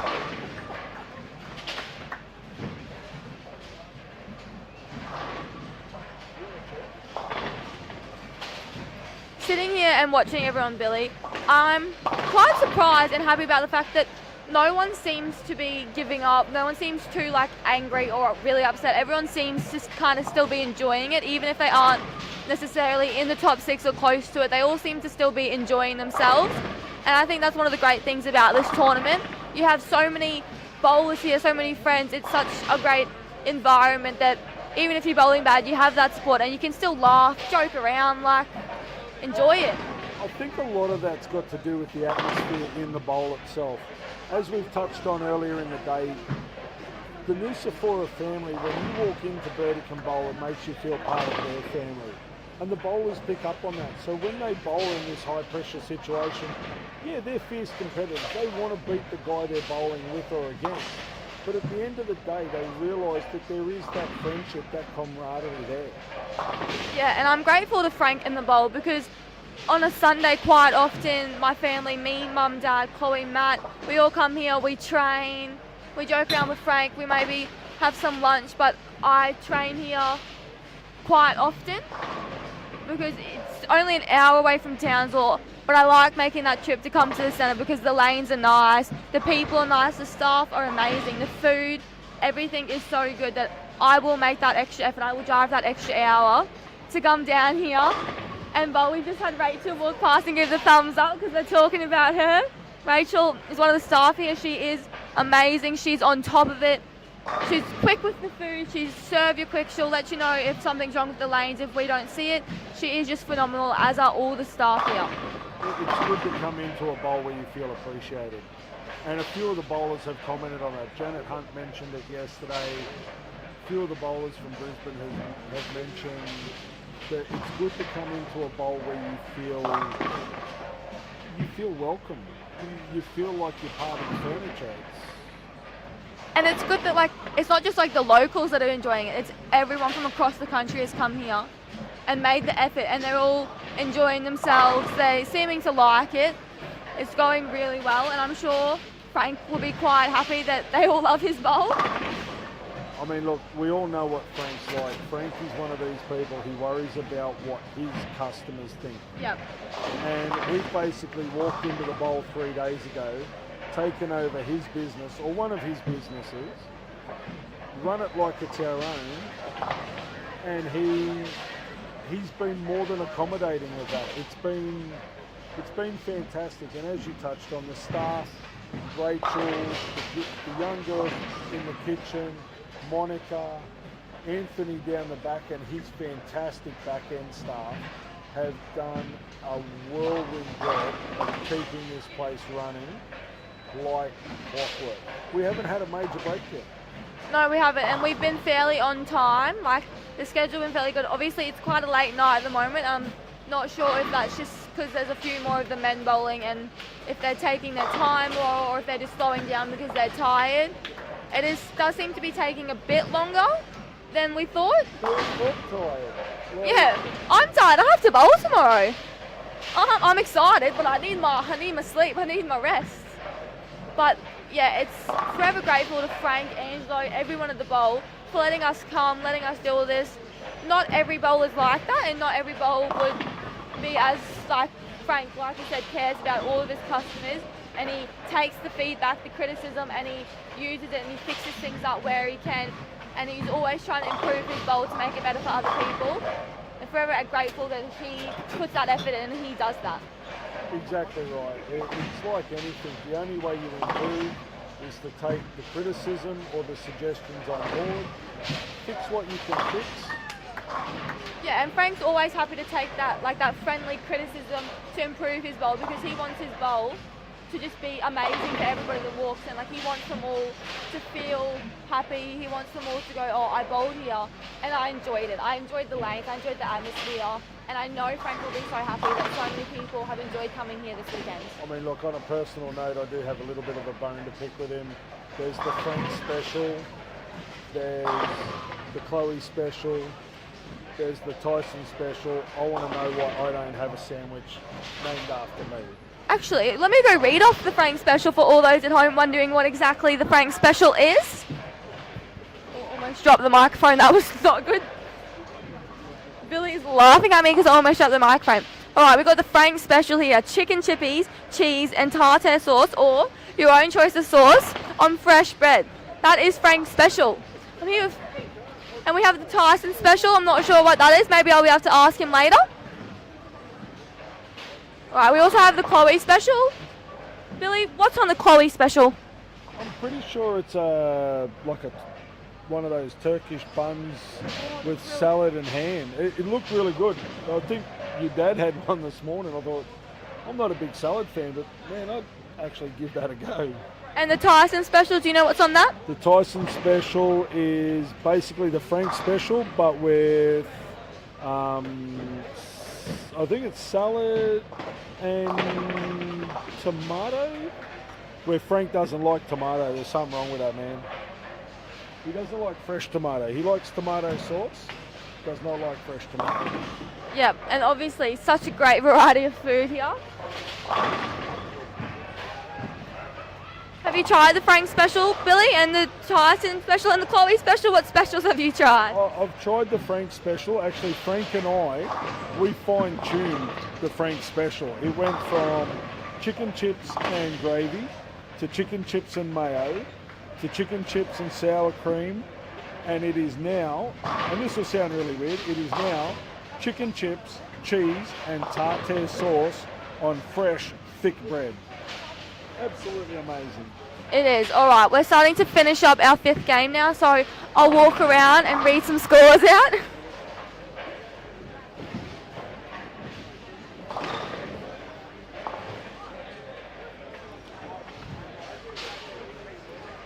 All right, on lane 4 we have Colin Davis finishing his 5th game with a 193. Having 2 9 misses in there, like we said, sparing is important. Sometimes it's hard to carry those pins and you have to be consistent with your spares.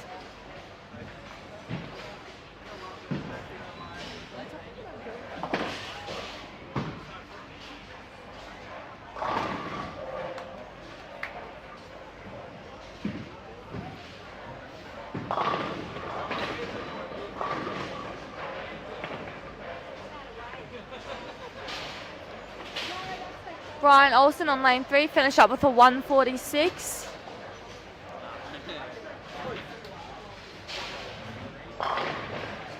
Go and talk to your friend Kayla. Poor girl sitting over there talking. Alrighty, we are back on the microphone for the last couple of games. Sophie has been called for other duties. So as we look across the centre, game number 5, we have Rob Carucci with a possible 201. Steve Livingston can finish up with a possible 180. Tyson Jones can strike out for 191. Brian Olsen with a 146. Stephen Carr with a possible 166. Cohen Davis choked in the 10th, left a 9 miss for a 193. Craig Blacker with a strike in the 7th. Big Dogs pulled out the Peppermint Crisp ball, also known as the Duo, jams a solid 10. Jordan McCahill can finish with a possible 192. Kyle Richardson, we saw him do this morning, opened up fine. Back couple of games, he just doesn't seem to have the carry. As I say that, drops a bomb in the pocket, leaves a solid 9. Brendan Muscat can finish up with a possible 230. Leighton Nusafora can finish up with a possible 213. Frank Nusafora with a possible 201. Jesse Ellis is throwing at 226 pace. Ryan Edgar at 213 pace, and Jaden Lemming with a possible 217. Oh, Luke Doyle just got rid of the scores, but I think he bowled 206. Connor Rains with a 226.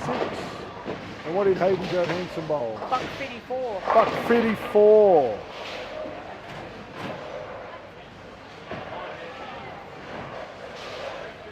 Buck.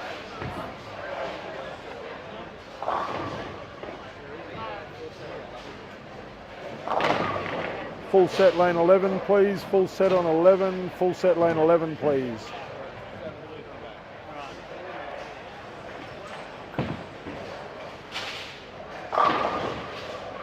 Oh, Jesse Ellis. Dropping more bombs than a B-52. Look at him go.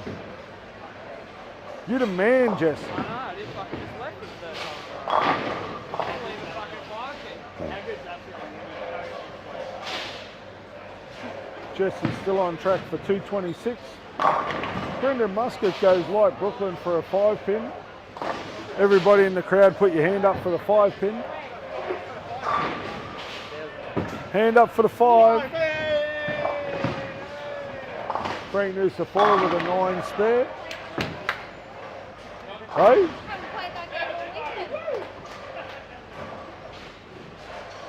Livo with a 6 spare. Whoop, I'll get out of Kyle's way. Oh, Craig Blackett goes a little bit left, leaves a 310.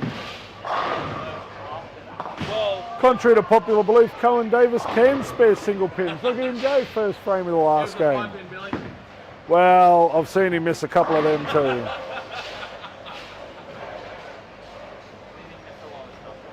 Tyson Jones with a 6-pin first frame. Rob Colucci with a 2-4-10. Oh, Brian Olsen peels one through the nose for a strike. Tyson Jones makes his 9 spare.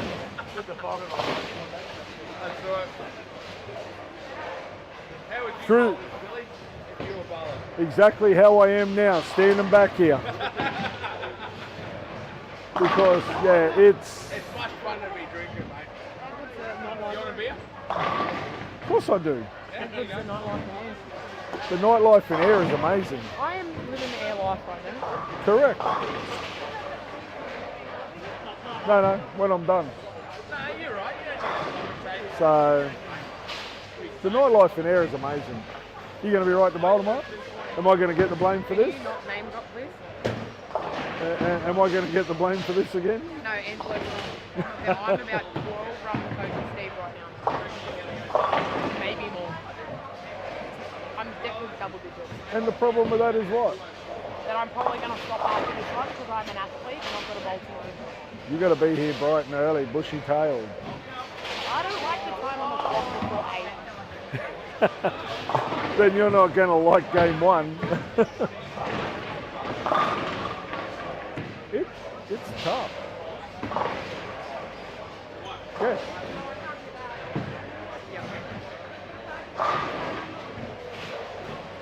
Yeah.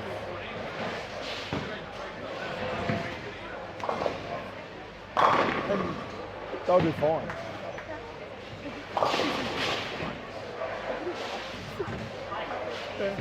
But, Have a good time. oh, Cohen Davis with a double. Look out, he's making a late run for the finals. Late run for the finals. It's a little chilly down there. Frank Nusafora with a possible 171. Brendan Muscat can spare strike for 208. Leighton Nusafora with a possible 181. Jaden Lemming finishes with 196. 215 for Jesse Ellis.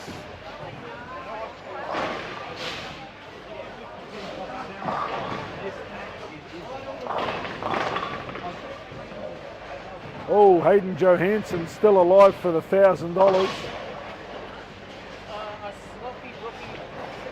Mate, it doesn't matter. You throw 10 more of them, it's worth $1,000. Have a crack.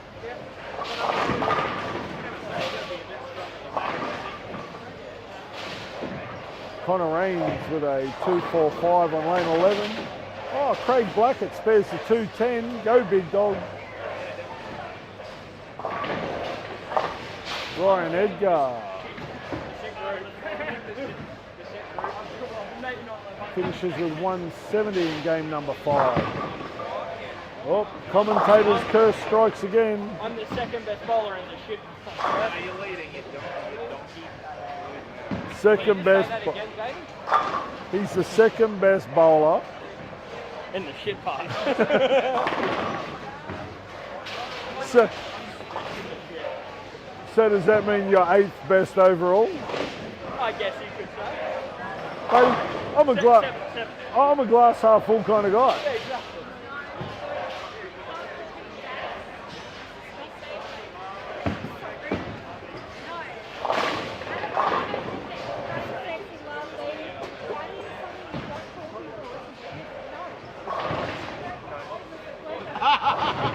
Who's your daddy?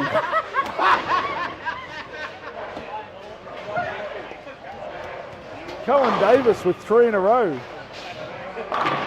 Hey, where was this form 10 games ago? I'll buy pancakes. Packers pancakes. All right. Is that going for everyone then? Hey, if anyone bowls 240, I'll buy pancakes. 240 or 214? So 214 or above. 214 or above, I'll buy pancakes. Rightio. Is it this game only though? It's on. 214 or above is free pancakes, care of Tony Hoffensets.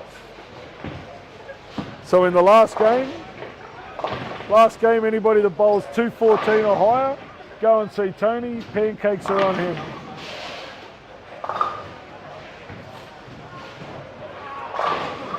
Well, Frank can't even remember what lane he starts on. That's when you know it's been a long day.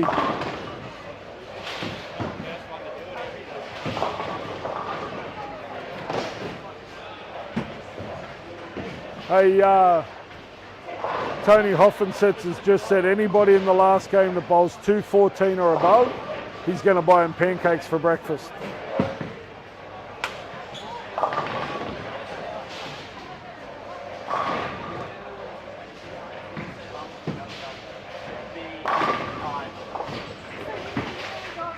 Eight spare for Connor Rains. Jesse Ellis, welcome to the Burdekin, pocket 710.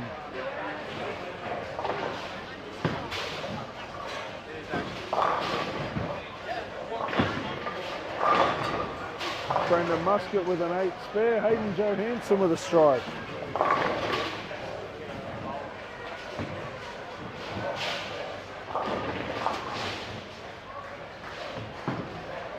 Big Craig with a perfect start to game number 6.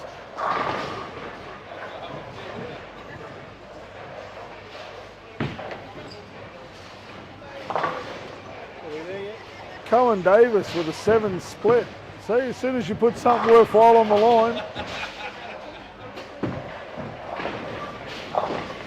Oh, nice spare there by Livo.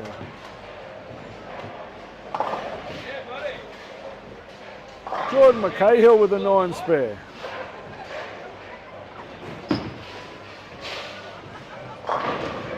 No, he's got 2 single pin misses in him. Oh, look at him. Billy G with the sexy look. Fuck yeah. Oh. I mean, hell yeah. I knew I'd seen one somewhere. I was 17 years old when that photo was taken. South Pacific. 89. Okay, so I was 16. So I won it the year after that.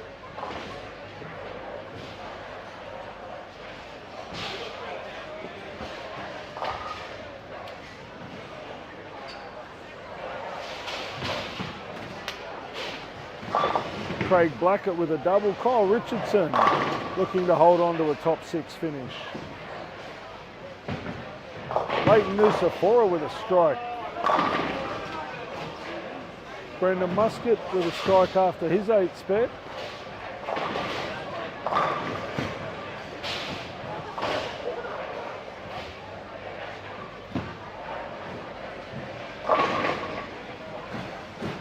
Luke Doyle with a double up on 11 and 12. Connor Rains looking for a strike. Leighton Nusafora can't quite kick the 2-pin forward.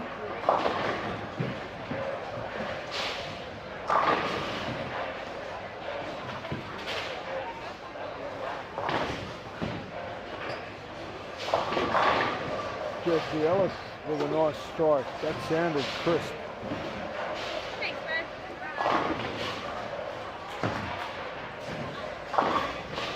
Tyson Jones with a 7 spare.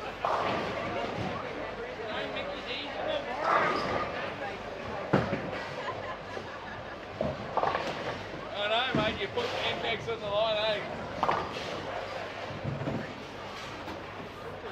You took too long, mate. I'm drinking it. Hey? Oh, still possible. He's got to start stringing from here, though.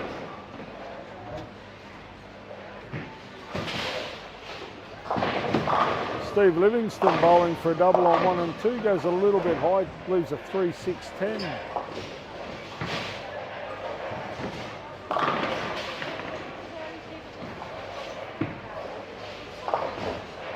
SJ Carr goes a little bit light, leaves a 2-4-5. Frank Nusafora goes soft pocket strike. Craig Blackett with an 8 count after his double.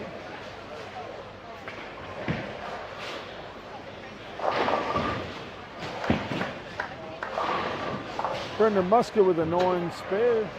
Ryan Edgar with a strike on lane number 10. Connor Rains up on lane 11 looking for a double. Can't quite kick out the 10. He'll go back and make that spare.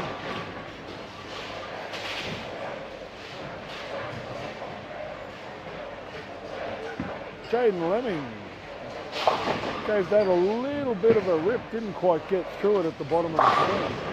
Hayden Johansson with a strike.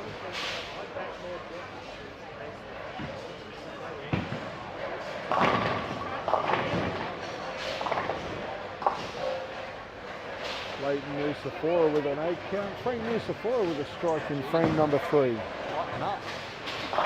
Everybody is. Yeah.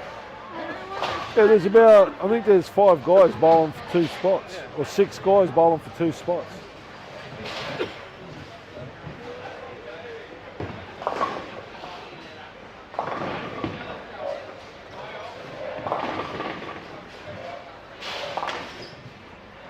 Jordan McCahill with a 9 spare. Craig Blackett also with a spare in the 3rd frame. And you didn't bowl 214. No pancakes for you, brother. Ryan's out of the pancake running. Billy, is anyone getting 214? Yeah.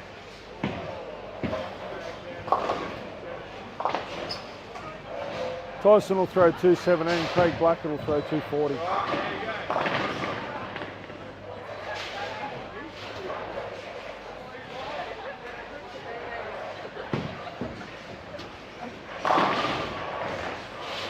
Brendan Musker with a strike in the 4th frame.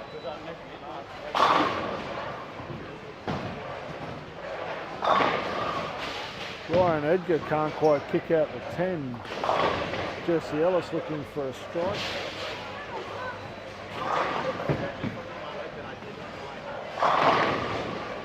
Oh, Jesse, pretty to watch.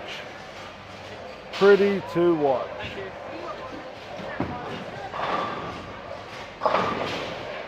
Hayden Johansson with a double in game number 6.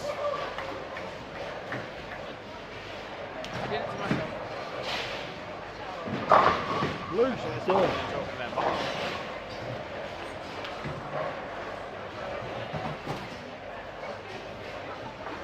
Stop it.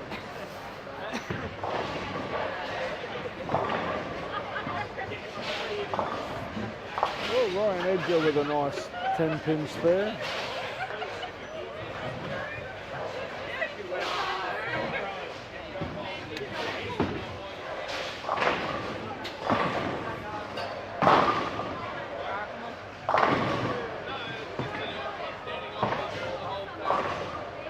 Oh, 1 game's killed him in both divisions. He threw the ball great this morning and for some reason just couldn't. They broke down, he didn't know what to do. But he got slow. Instead of just keeping his ball speed, he got really slow. He got weak with his grip. And I said that to him. I said, mate, you're getting slow. Oh, no, I'm getting through it all right. It's like, no, you're not. Yeah.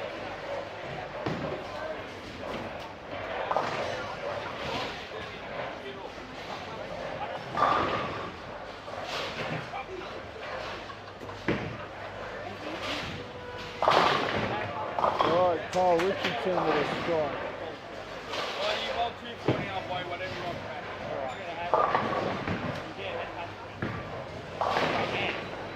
No, it's just a hash brown. No one gets hash browns, Geordie. Rob Kalucha with a 148. Steve Livingston with a 167. Brian Olsen with a 191. SJ Carr with a 136. Cohen Davis with a 200 meet. Tyson Jones with a maximum 183.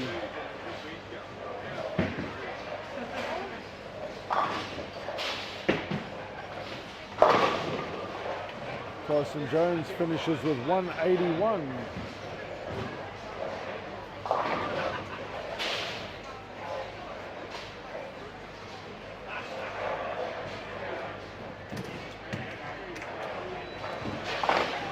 Jordan McCahill with a 9 spare.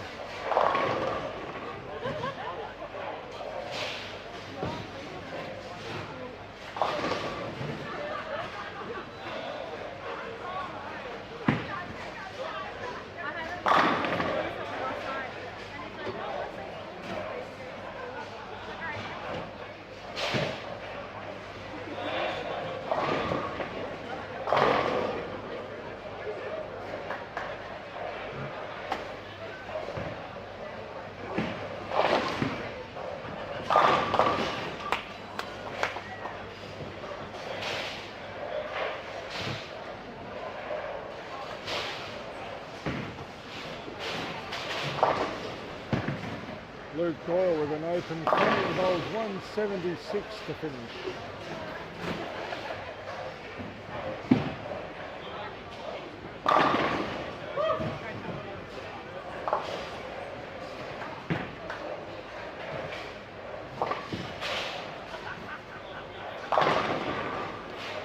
Jordan McCahill with a strike.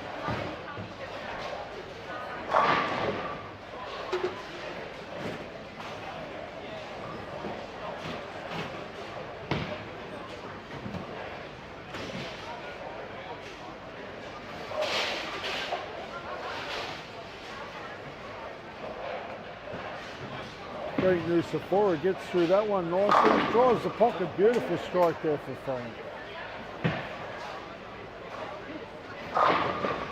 That's a better shot.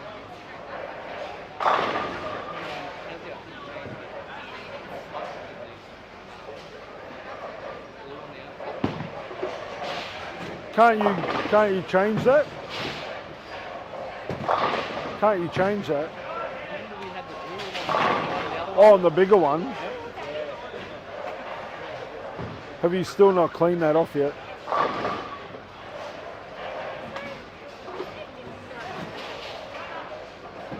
We should be able to get it in tomorrow.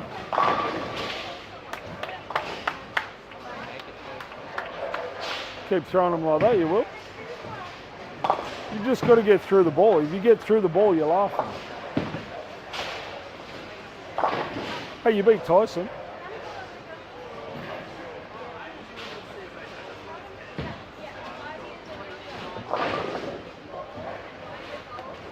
Kyle Richardson with a strike in frame number 7. Craig Blackett looking to strike when he steps up in the 8th frame.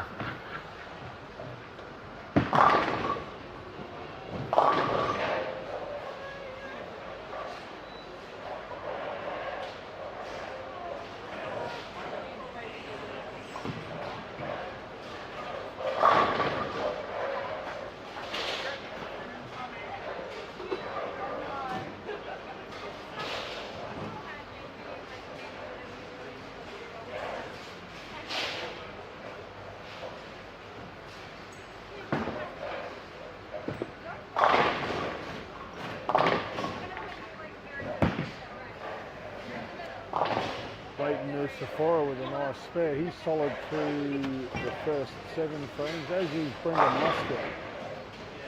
Jaden Lemming can't quite kick out the 10 on lane number 10.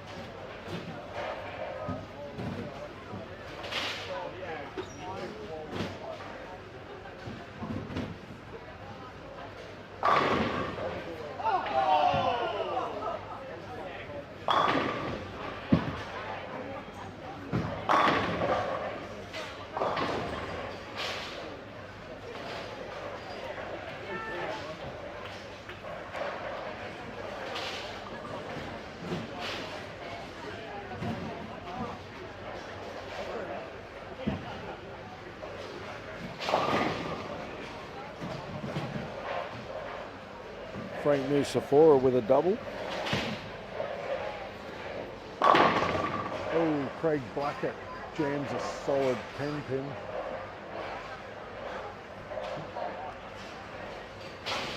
Brendan Muscat looking for a solid entry into the 10th frame. If he can strike here in the 9th, he can bag out for possible 204.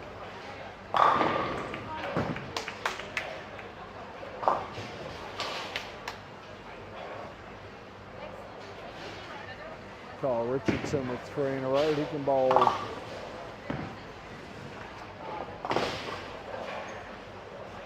225. Oh, excuse me.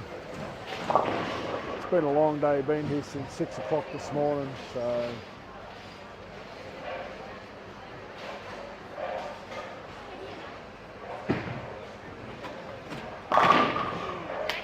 Frank Nusafora with 3 in a row.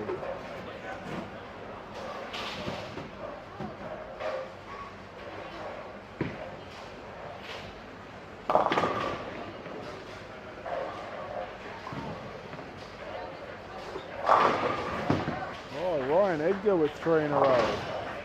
It's getting tight here, boys.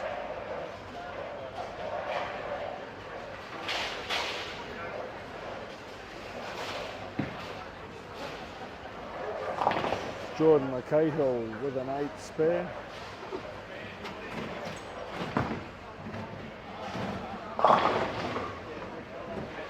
Jesse Ellis with a maximum 173. Jaden Lemming with a maximum 175.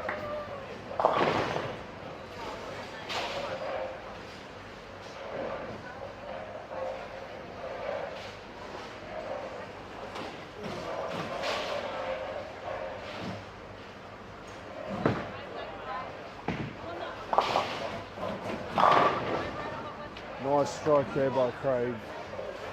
Jordan Richardson looking for 4 in a row. He can strike out for 225.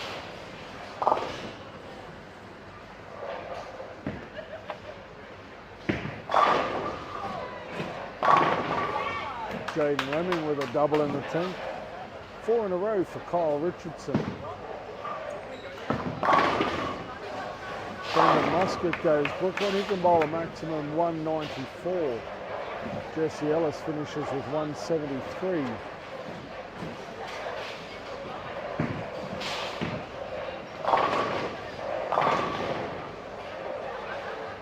Craig Blacker with a double in the 10th.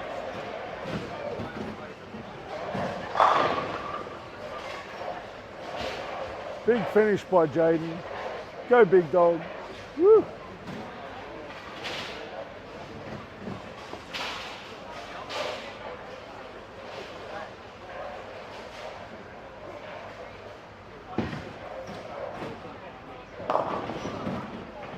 Oh, big 4 there for Kyle Richardson. Still going to throw 209. Ryan Edgar with 4 in a row. Brendan Muscat with a double. He can finish with 194.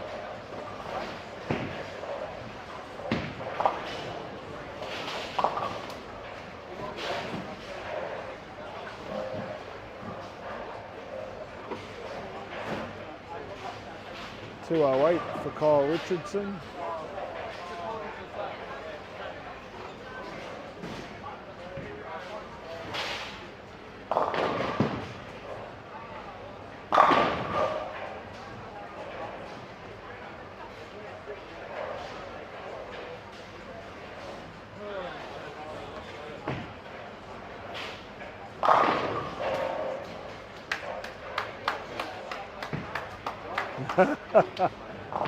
$194 for Frank Nusafora.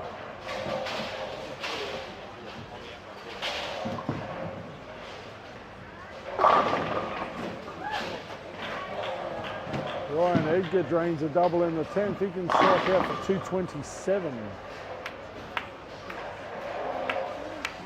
Judging by the general feel of some of the bowlers, this is going to come down to a less than a handful of pins. So we'll wait and see what happens.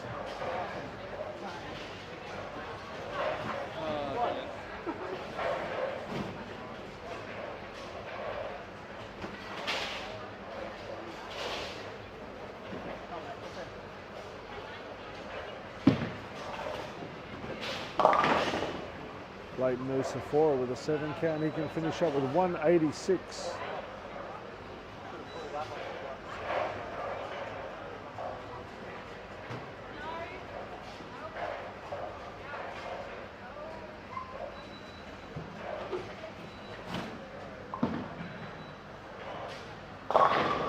Ryan Edgar finishes with 224. Leighton Nusafora finishes with 186. If you give us about 15 minutes, the scores will be up on 10-pin results. We will have the top 12 named, and we will be back here at 7 a.m. tomorrow morning for the final.